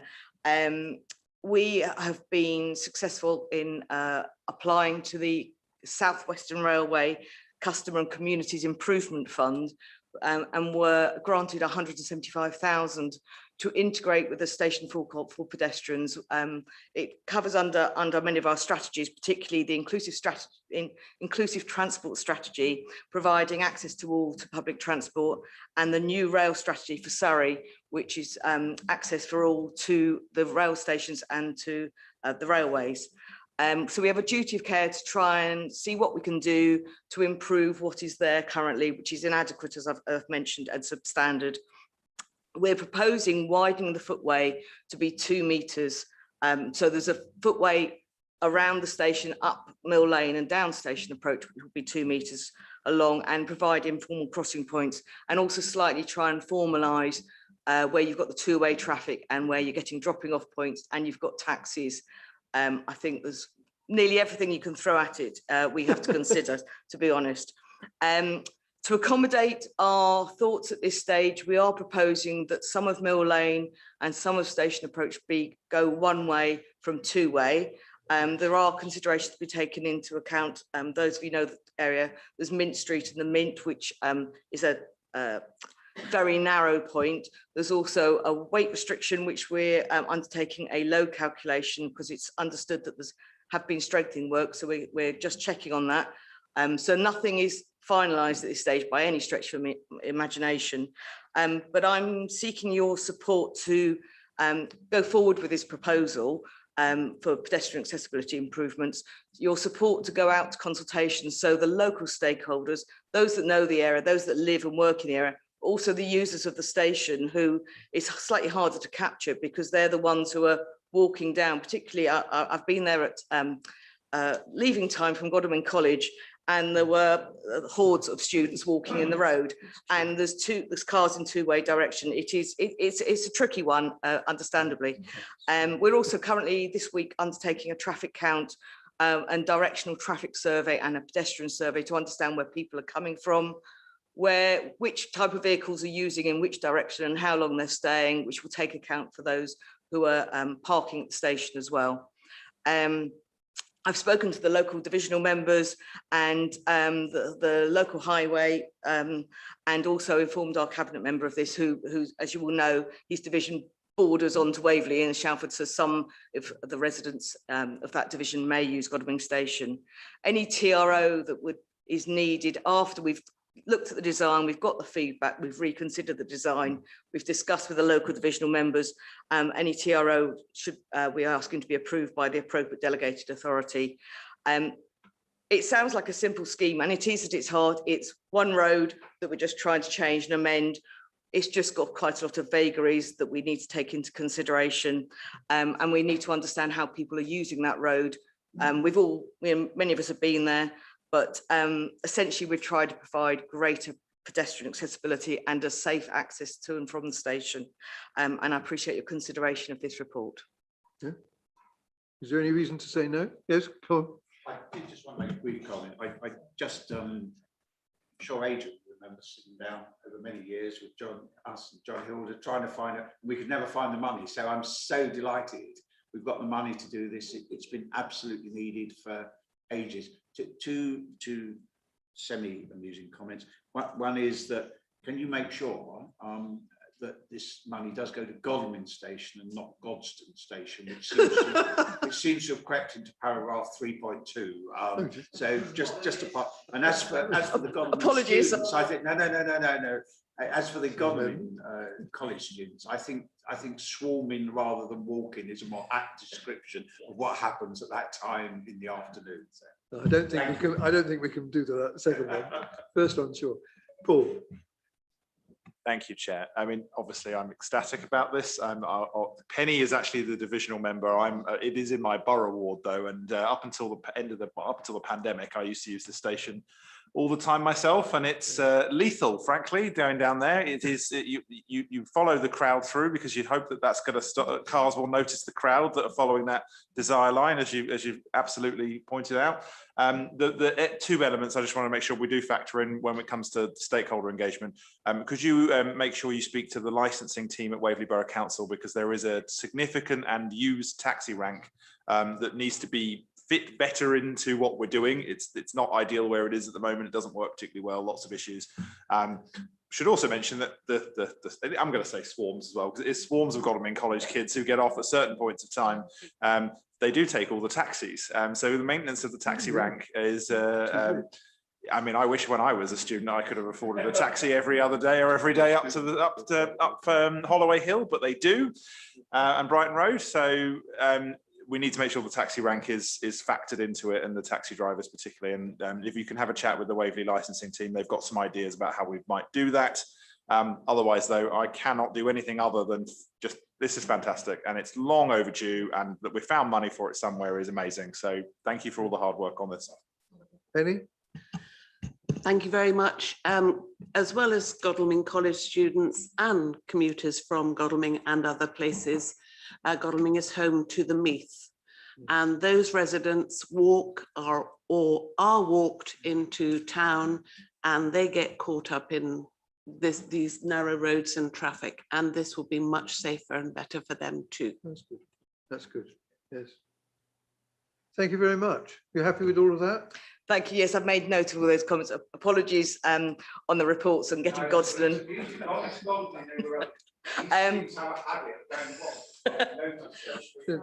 So I think Southwestern Railway wouldn't be too happy about that. They are huge proponents of this. They're very supportive, and it definitely will be integrated with their forecourt scheme. I've taken note of everything else. Thank you very much, and we'll go out to wide consultation. Thank you. Can I take it we're all happy with that?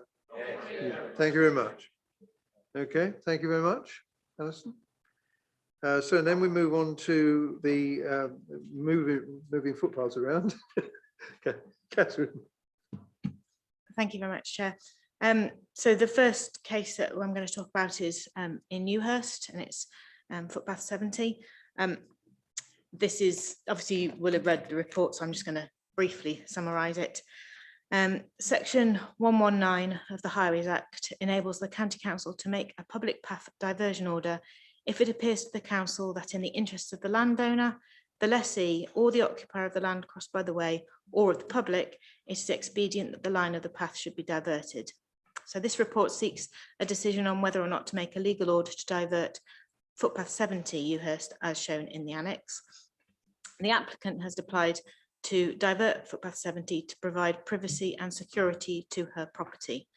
At present, the path runs for 127 metres from its junction with Footpath 70 and 75 in a northeasterly direction to the south of the front garden of the property Wildwoods to its junction with Footpath 71.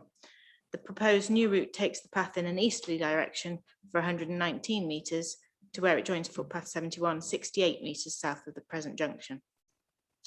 Two objections were maintained following an informal consultation, one from Cranley Parish Council and one from a member of the public. Reasons were documented in the report, but include that the diversion would set a precedent, that other diversions have caused distress, that the move does not mitigate security issues, that it's less convenient, and that there is currently an intimidating dog on the path. Other consultation responses are set out. I should note that further to the report, a works agreement has also been signed by the applicant to bring the proposed diversion to a standard deemed suitable by the council. The criteria which need to be met to enable public paths to be diverted are set out in the legislation, and they are summarised in the report. And we believe that the criteria has been met and that an order to divert the footpaths as described can therefore be made. So therefore I ask the committee to agree the recommendations in the report. Liz. Thank you, Chairman. I just have a few questions.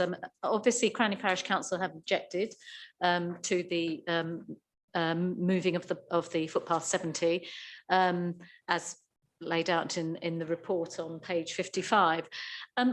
And I do have some sympathy for that, you know, because there are a lot of footpaths. I mean, in our areas, there are a lot of footpaths which go past houses, and it could, I think, set a precedent for you know, other people to look at moving them, because they just don't particularly like people wandering anywhere near their properties.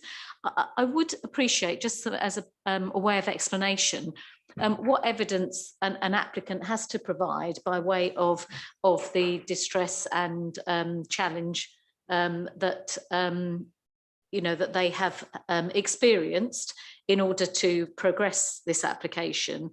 And also the actual footpath 70 obviously forms part of the highway. Yes. So yes. So my interest is that there is also a planning application, which is on the public planning portal as well, attached to this as well, and how much weight or interest the rights of way officers who have objected obviously to that planning application, how this all knits in together, perhaps would be interesting for me to be able to understand. Thank you. Yes, certainly. So the legislation allows for landowners to make an application to us to divert a public footpath in their interests. So if they come to us and say it's in our interests to move that footpath, then we have to take that as that's what their interests are. Obviously, this does run quite close to their property and their garden, so I can see that it is in their interests to move it. Perhaps if it was much further removed from their property, that they couldn't see, we might query that. But I think in this instance, it is quite clearly in their interests to move it away from their garden. With regard to the planning, I have to confess this wasn't my case. It was a colleague's who has unfortunately got COVID. So I'm not completely au fait with the case. We do comment on planning applications when we're given the opportunity to do so. I don't know whether we did in this instance. The two things, the planning application and all that kind of consultation is a separate process to the rights of way one. Although you can also apply to divert footpaths under the Town and Country Planning Act for a different reason. But this was made under the Highways Act. So, but I can't really, I'm afraid I'm not familiar with how well we contributed to the planning issues on this. Thank you. I think it's just by way of understanding, again, for people to appreciate, you know, the way the system works. Also with the point of a precedent at all, whether or not, I mean, by way of explanation, each case is taken on its own merits, and you're comfortable that there's no precedent being set in this instance. And if there is any guidance on, if you are moving a path, are there sort of set measurements to which diverting it would be unworkable or unacceptable? I mean, is there a sort of a general level of distance? Because this isn't a huge distance away, and I'm not objecting to it at all. I just, you know, questions have been asked, and I'd like to be able to answer those from residents. Thank you. Yes, certainly. I mean, one of the first criteria that we have to look at before deciding whether we can make an order or not is whether it's in the interests of the landowner, lessee, or the public, and that's the first thing we have to look at. Obviously, we take that on a case by case basis. So the idea of a precedent, well, we do look at things on an individual basis, and every landowner has the right to make that application. So we have to consider applications that are made to us. The next thing that we have to consider is if the diversion is substantially as convenient. And I guess the answer is yes, there would be a point at which we would say this diversion is now so far out of the way that it's not as convenient anymore. This is obviously quite a small diversion. And again, it would be a case by case basis. And our process is that we carry out this informal consultation before we come to committee. And obviously that would bring up any concerns about the length. And even, I guess, if it was a fairly lengthy diversion, if no one had any particular issues with that, we might say that doesn't matter. So that's why we do the informal consultation, is to try and weed out what the issues are. When you consider, you take into account the additional length of a footpath, do you also consider in your considerations at all, do you consider the loss of visual amenity? Because a lot of our footpaths are particularly popular because they produce some nice views here, there, and everywhere else. Do you allow for that?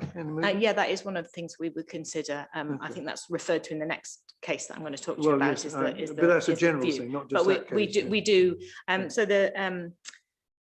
So the general enjoyment of the public using that route is something that we would consider. Yeah, and that would include access to views. Okay, are we happy with the recommendation? Yes, local member is, that's fine. Okay, thank you very much. Next one.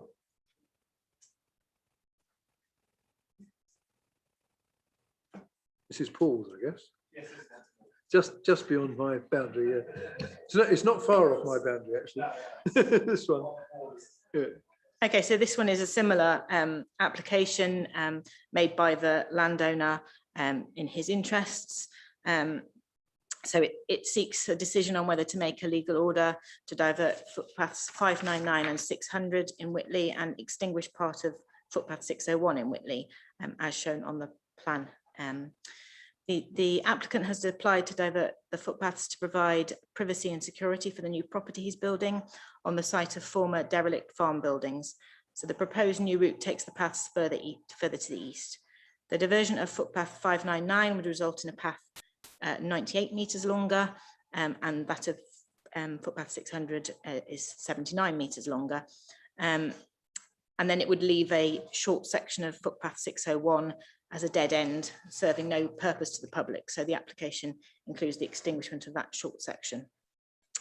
We did have 6 objections to this. Well, we had many more, but 6 were maintained from members of the public and the Open Spaces Society, and they're set out in the report. Reasons for objecting include the opinion that the diversion would have an adverse effect upon the public's enjoyment of the route, and some of the neighbouring residents, their objections relates to the effect the diversion would have on their own privacy and security. We did also receive 8 representations in support of the proposal, and they're all included in the report. Since that report, we also had a further email from one of the landowners, Mr. Boot, who wanted to say that he wanted to maintain his objection, and he has concerns about the routes of the new paths. So we think that the criteria have been met, and that an order to divert and extinguish the footpaths as described can therefore be made. But I'm happy to obviously take questions, and we would ask the committee to agree to the recommendations in the report. Well, thank you, Chair. Thank you also for the work that's gone into this. This is one of those areas that as a borough councillor you don't get involved in very much, but as a county councillor seems to crop up quite frequently. There are about as many people saying that it would be a detriment to views as are saying that it would not. So it's difficult, I think, to balance the 2 sets of views up.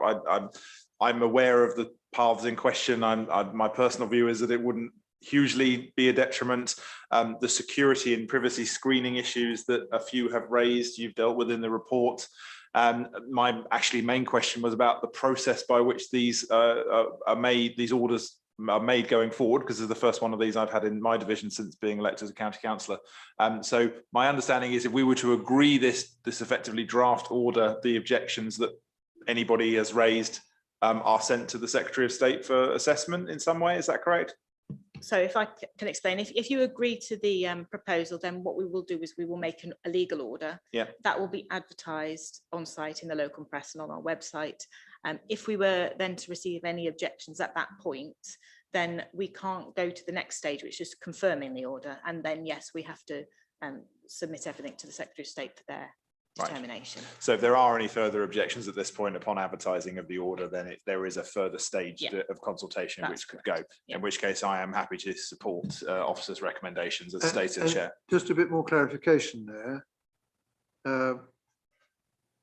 Who lets the existing objectors know so they can be watching out for the advertisement of the order?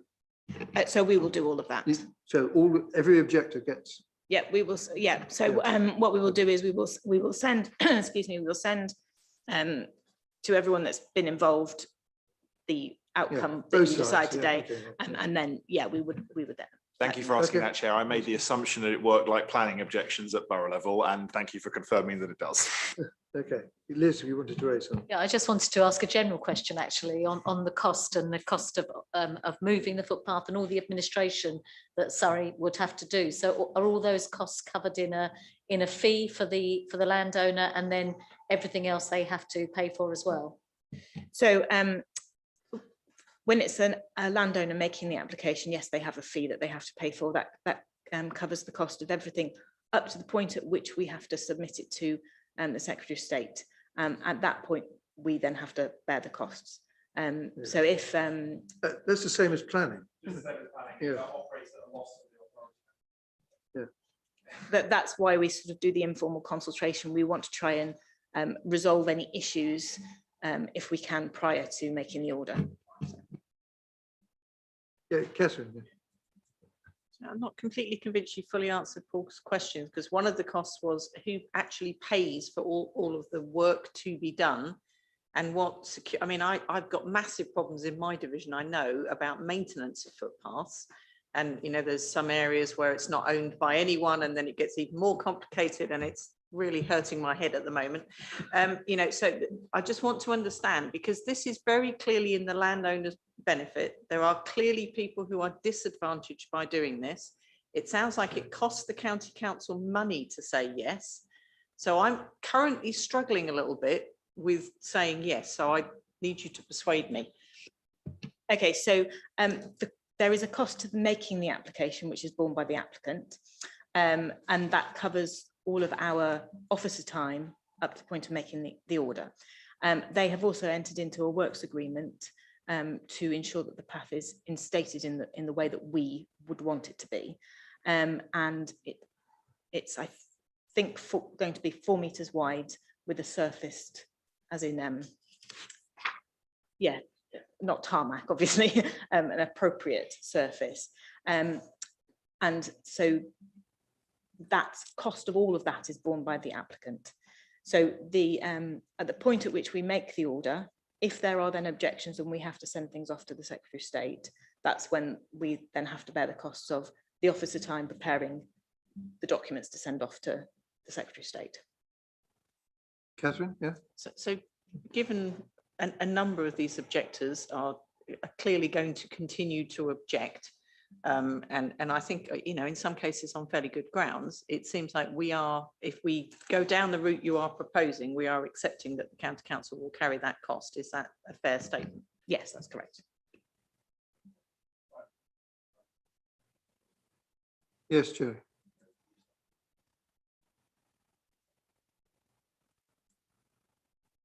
Thank you, Chairman. It looks to me, I mean, can the ward member or someone who knows this land and has been down there tell me whether this makes any sense at all? Because for the sake of security, this looks like an awful long way round. I just don't know, and it seems to go through the middle of fields rather than round the edge or whatever. I don't see any problem from the map with what the existing situation is. And as far as I'm concerned, quite frankly, if there's been a public footpath route there for many, many years, you know, it could be difficult to argue that we ought to be doing, just allowing this to be done. So can someone explain whether this actually makes sense on the ground to send people all this way around when it looks like you could have a far better route and far less inconvenient route that would satisfy, probably satisfy the both sides? I don't know. Does anybody know anything about this? So in terms of the distance, I think it says in the report, the actual distances, I think, modify it by just under 100 meters, don't they, in various places, and other than the bit that would be extinguished. So the actual, I know the maps might look a little stark, but the actual difference on the ground is not staggering. 100 meters, I would say that's significant. I think the question I had to officers after, subsequent to Jerry's question was, if we were to deny an order such as this, does the applicant have some route to appeal that decision in a way such as planning, where it might be detrimental to the authority if we don't have good reasons for it? Yeah, that's a fair question. Off the top of my head, I can't remember, and I can find out for you. What I would say is that obviously, if you decided not to make an order and the footpaths would remain as they are on the map, there's nothing to stop the landowner obviously fencing those rights of way, and obviously he's developing his house, and he may well feel that in order to protect his privacy, he then needs to put up some high fences to protect his security, and which he wouldn't feel the need to if it's diverted slightly away. So there might be an impact if you weren't to. And we would have no control over that at all, of course. Well, up to 6'6", yeah, which is quite high enough. Takes all the views away. Yeah. Yes, Liz. Councillor Hyman has just sort of jogged to something in my memory, and apologies if it's covered in the report. I just had a quick look through, but I can't see it at the moment. But obviously the footpath is being diverted across an open field, and there's talks, I think, of a pond or something being built as well. But do you carry out a biodiversity study? I mean, if there are rare species, you know, great crested newts, if there's a badger set, if there's, you know, is that all? Do you look into that? Are there any surveys carried out as part of this process? I will double check for you. I don't think there are. Actually, most of our open fields don't have such things. I have to tell you, they might do over your way, but Chairman, so I'm really not happy with what I've heard so far because I don't understand quite. I mean, it looks to me like the inconvenience is being passed off as minor. When if I was coming down 600, FP 600, and I was wanting to go out to FP 599, it's obviously not a direct route. It's the current route goes round the buildings there, but the new route really does take me in completely opposite direction to where I want to go. Which is, am I right about that? That's what it seems to be doing all over the place. Can I check that you're looking at the correct map? 77, I've got somewhere to the right. If you look at the drawing number at the bottom right-hand corner, it's the one that has a D after it. So it's the second map out of the two that you've got. So the first map out of the two was the very first proposal, which has been amended. Oh, I'm sorry. So that map's there for. So the first map is the one that was submitted with the application, and then as a result of consultation and negotiation with people that had objections, it was amended to the route which is on the second map, which is the one with the reference D after it. Okay, my apologies. So someone's come along and said exactly what I said, and they've gone and changed it, basically. Correct, yeah. So the initial application, sorry if it wasn't totally clear, that the initial application came with the route that's going right out to the boundary of the neighbour's land, and that's been amended now so that it's much more gentle sort of curve. Yeah.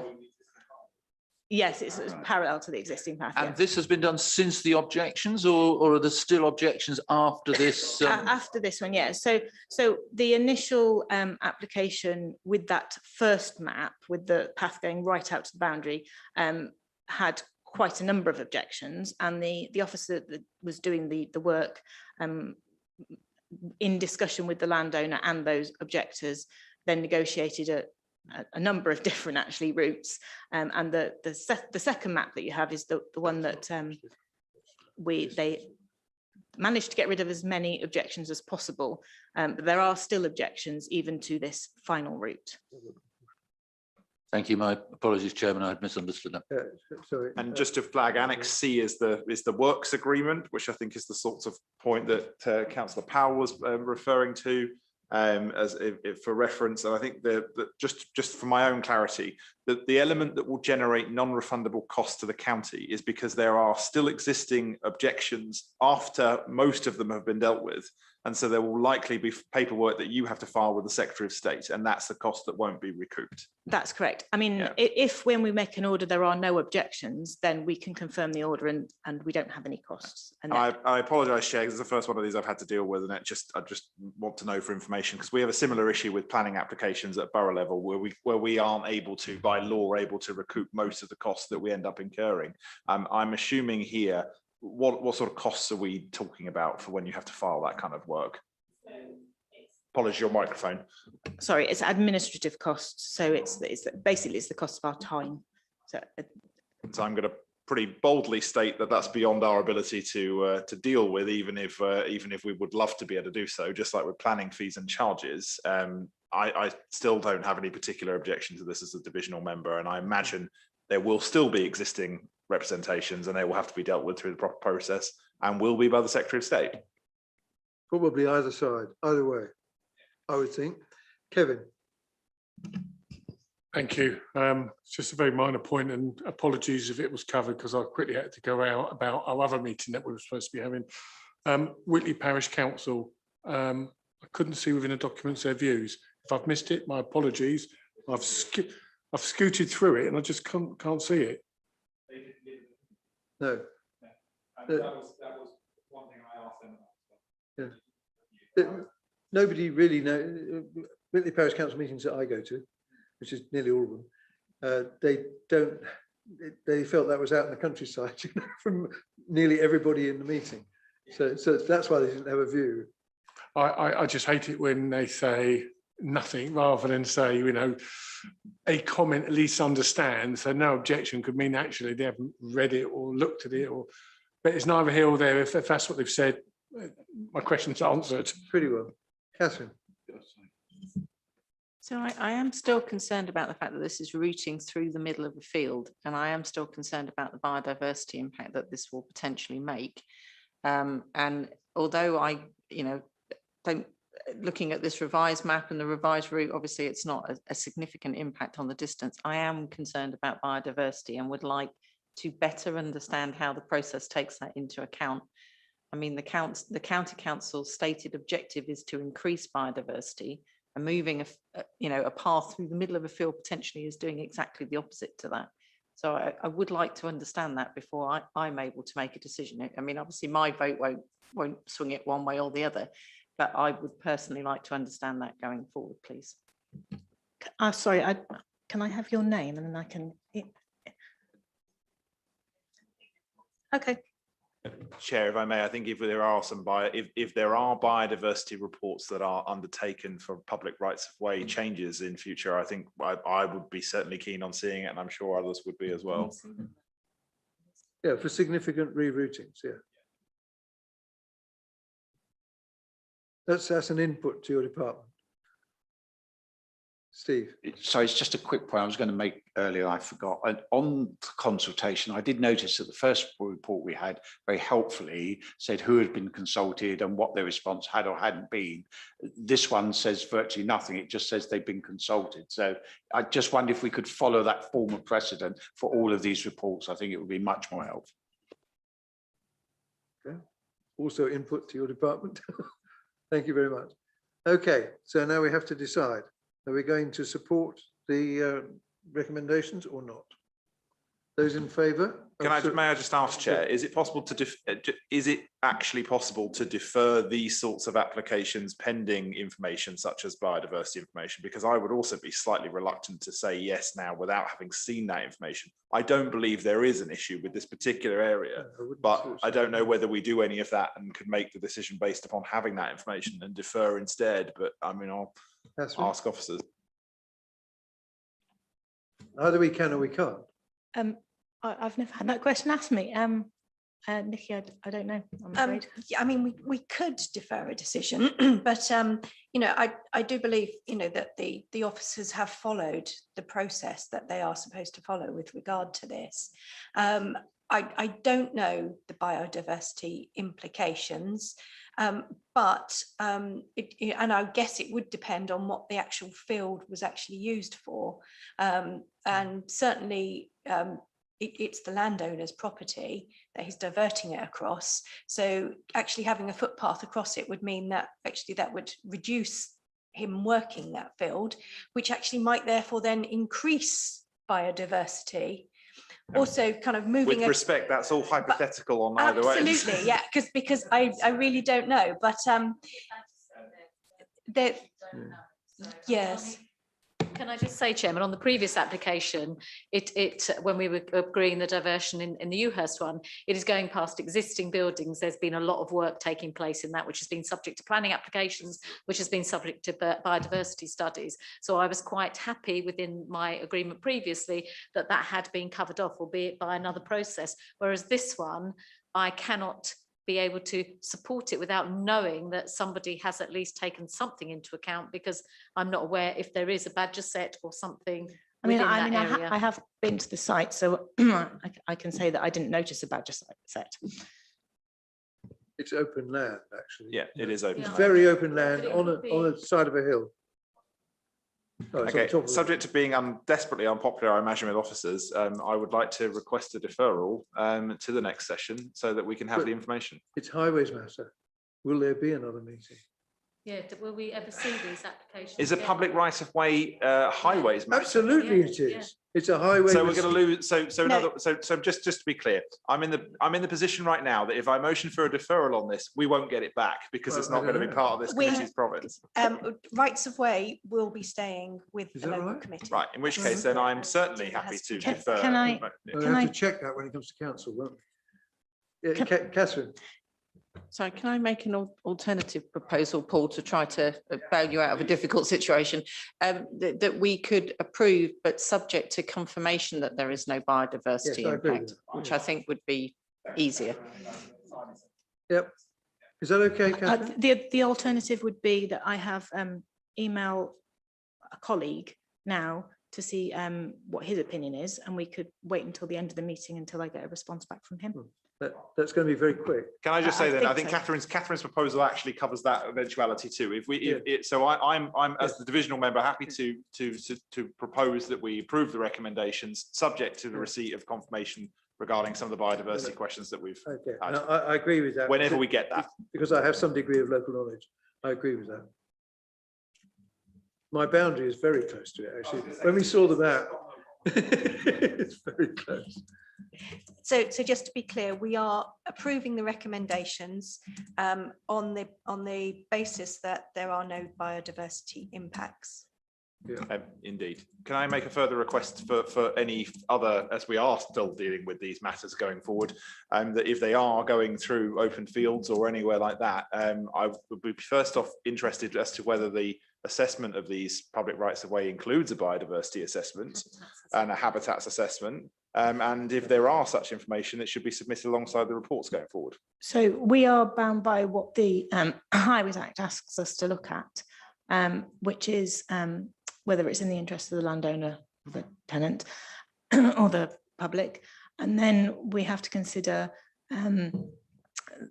those points about whether it's substantially less convenient and the enjoyment on the public. There's no requirement in the Highways Act for us to consider biodiversity, but I do get your point about having to. But there's no prohibition on you doing it either. No, I think we should reckon to do it. I agree, because that's in line with our corporate policies. Yeah. Can I also add that I believe the habitats regulations covers everybody. You can't opt out of that, to be fair. And whilst it may not be in your process, I have taken this up before with highways, where they've carried out works improvements, chopped down a whole load of trees without doing any study at all during the bird nesting season. So I do have previous experience of this. And they said they hadn't carried out a study. Habitats regulations does cover everybody. So you do have to take it into account as well. And I think it needs to be built into the process, and it needs to come before this committee. Thank you. Kevin. Thank you, Chair. The Natural Environment and Rural Communities Act 2006 places a duty on Surrey County Council about conserving biodiversity. It's in the report.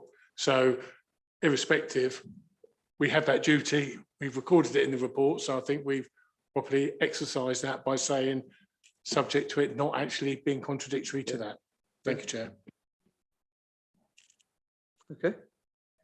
All right, Catherine. Yes, sorry, Steve. I wonder if I can just raise a briefly adjacent point. I will be quick, arising from something you've said just now and previously, and that is that this committee may not in future consider highways matters. Now, county councillors might be very well versed on that, and that information has come to my ears from other places. But it does seem a bit odd that coming as a member of this committee, as a borough council member, I have absolutely no information at all about the powers of this committee being changed. And I just wonder what's going to be done to put that right. Well, first of all, it hasn't been finally determined. In fact, the select committee saw it yesterday. Unfortunately, I wasn't able to be there. Was it yesterday? No, it was on Tuesday. So Andy was there. No, you weren't there either. No, you weren't there either. So, I was attending Brian's funeral actually. So that's why I wasn't there. It's got to go. So it's gone past the select committee. They haven't sort of set it. They haven't referred it back to the executive, to the cabinet, and now it has to go to the full council, which is in what, 10 days time or something, I think. And assuming that, I mean, I don't know. I think there may be some spirited concerns about it when we get to that point, because obviously it affects everybody around the county and their local committees. It just depends whether the people like their local committees or not. And I think that's variable around the county actually. And so until it's got past that, I think we should not sort of prejudge the change. But I was I commented on it so people were aware that it was likely to happen. Well, my request simply is that we do get told when we're allowed to be told, and It just seems bizarre to me that it seems to be in the public domain, and as members of the committee, formally, we've heard nothing. County councillors would have heard as county councillors, but borough councillors would have heard nothing. Cool. I'm fairly sure at several times we've asked actually for the process of the highways changes to be formally brought to this committee to explain to everybody. Thank you very much. Adrian is escaping, so Liz can't get him. That was the last straw. Well done, bravo. But no, I do believe at some point we had asked for the changes in the highway, and we Zina touched on it at the beginning of the meeting during the petition. But I'm sure we asked at some point for all those changes to be formally discussed in this place, and that doesn't seem to have happened. Yeah, Andy. Yeah. If I just say something, Steve, you're right. There hasn't been any formal. Steve, just say there hadn't been any formal notification to borough members, but there is a cabinet paper that's public knowledge on the cabinet meeting on the 22nd of February. You can see the report that went to the cabinet if you're interested enough to look it up. It was item 12 in the cabinet meeting on the 22nd of February. Thank you for that information. Yeah. I think the point I want to make though is that I certainly wasn't made aware of that cabinet meeting. Sorry. I genuinely thank you for the information, but the point I think I'm making is that as a member, whatever I may have come across elsewhere, as a member of this committee, I wasn't even made aware of the existence of that paper, and I think that's fundamentally wrong. Your point is perfectly valid. I agree with you.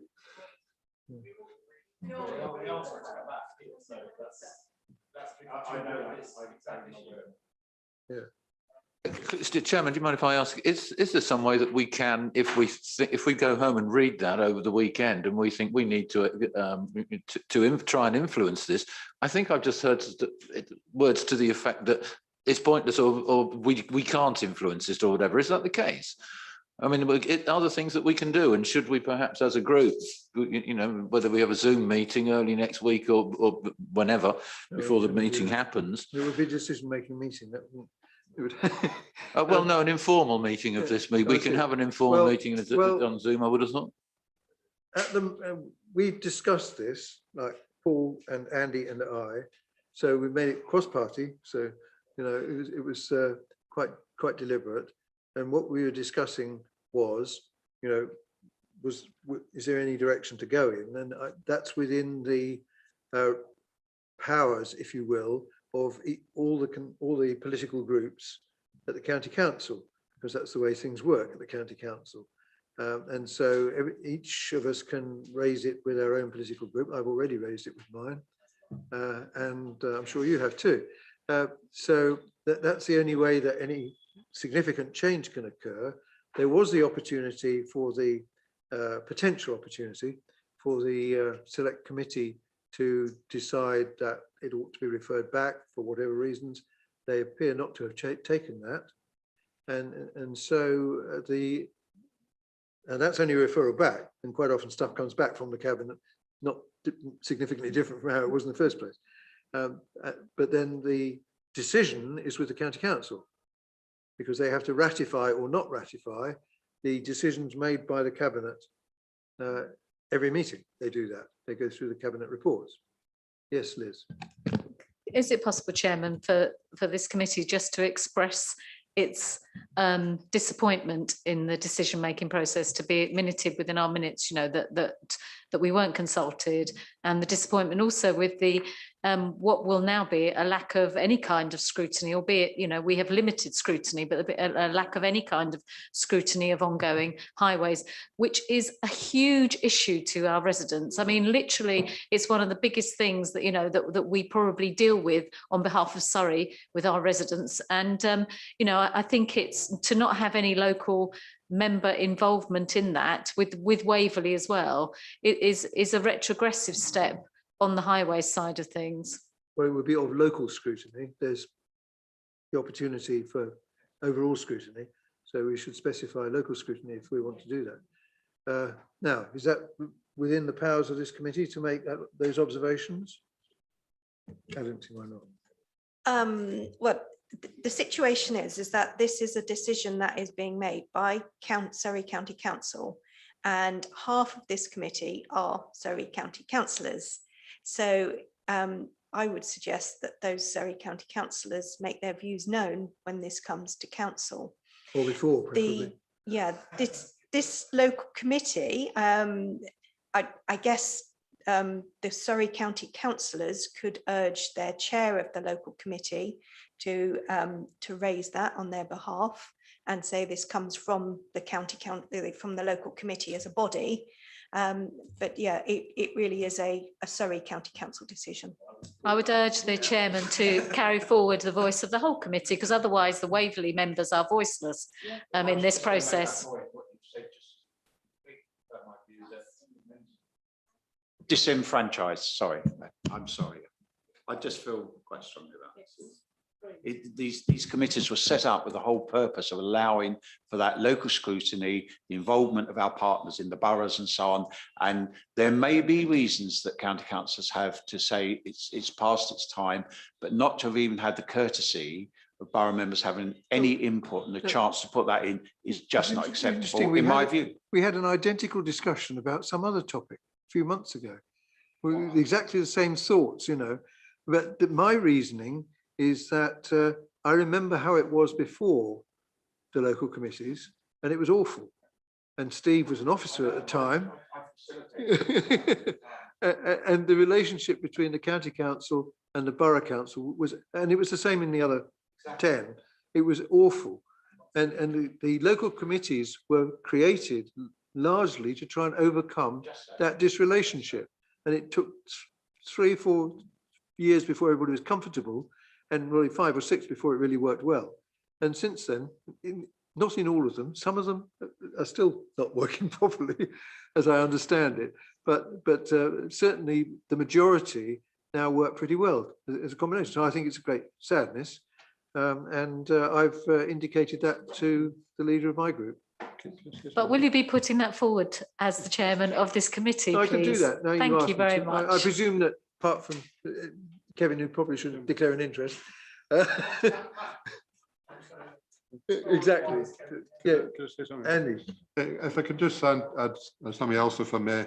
This was scrutinised at county level by the appropriate committee that I'm one of the vice chairman of, and there was a vote in it actually, and the Conservative members supported it, and all the opposition members opposed it. And the chairman of the committee spoke at the cabinet meeting in favour of it, yes, and I spoke against it actually. And I wasn't particularly happy with the responses I got. That they didn't seem to address the points I made. They seemed to be pre-prepared speeches that had been produced before the meeting. So it has been scrutinised at county level, and it's gone through the appropriate procedures, and it will now come to the full council on the 22nd, I believe. Yes, but that's no. I totally agree with what you're saying, Steve, in terms of the borough members.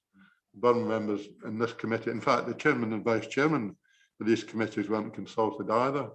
I think it came up at the Surrey leaders meeting that you know that Paul Follows attends, but I think that was more information given than any actual consultation. It's usually a briefing, not a consultation. If I may, I believe it's one of those lovely moments where all 11 Surrey leaders were universally irritated because A, we were being briefed, not consulted, and B, it was considered a done deal. Not to be too political, when it comes to full council, I'm sure people's views will be very clear going forward, whichever party they belong to. I understand so, yes. Absolutely, Mr. Harm. I'm on reasonably good terms with all of the political leaders. Sorry to have sidetracked you, but I just thought the borough voice should be heard. I have been briefed by Matt with a different hat on, but as a borough member, I just feel that's good. Yeah, I'm happy with that. Okay, so we better rattle off through the rest of this. So there was a decision tracker which was provided for information. Did anybody have anything they wanted to raise? Yeah, Liz. I'd just like to say, you know, on the decision tracker, the HGV on rural roads, which we have had on this decision tracker for I don't know how long, and you know, in one way or another it's been, you know, been brought to this committee. I'm assuming now with the change that we won't have any say or input into that any longer, and it will be taken over obviously. But county council members will. Yeah, I mean, Duncan- I was saying No, we, no, as yeah. in this Not as a committee. not as a meeting, But yeah. equally, does that mean that any, as well as us not being able to discuss obviously highways improvements and highways budget, will we not be allowed to discuss going forward any kind of safety on our highways? We won't even be allowed to discuss that. So safety outside school, is safety off our list of things as well? Well, I'm assuming that it is off the list.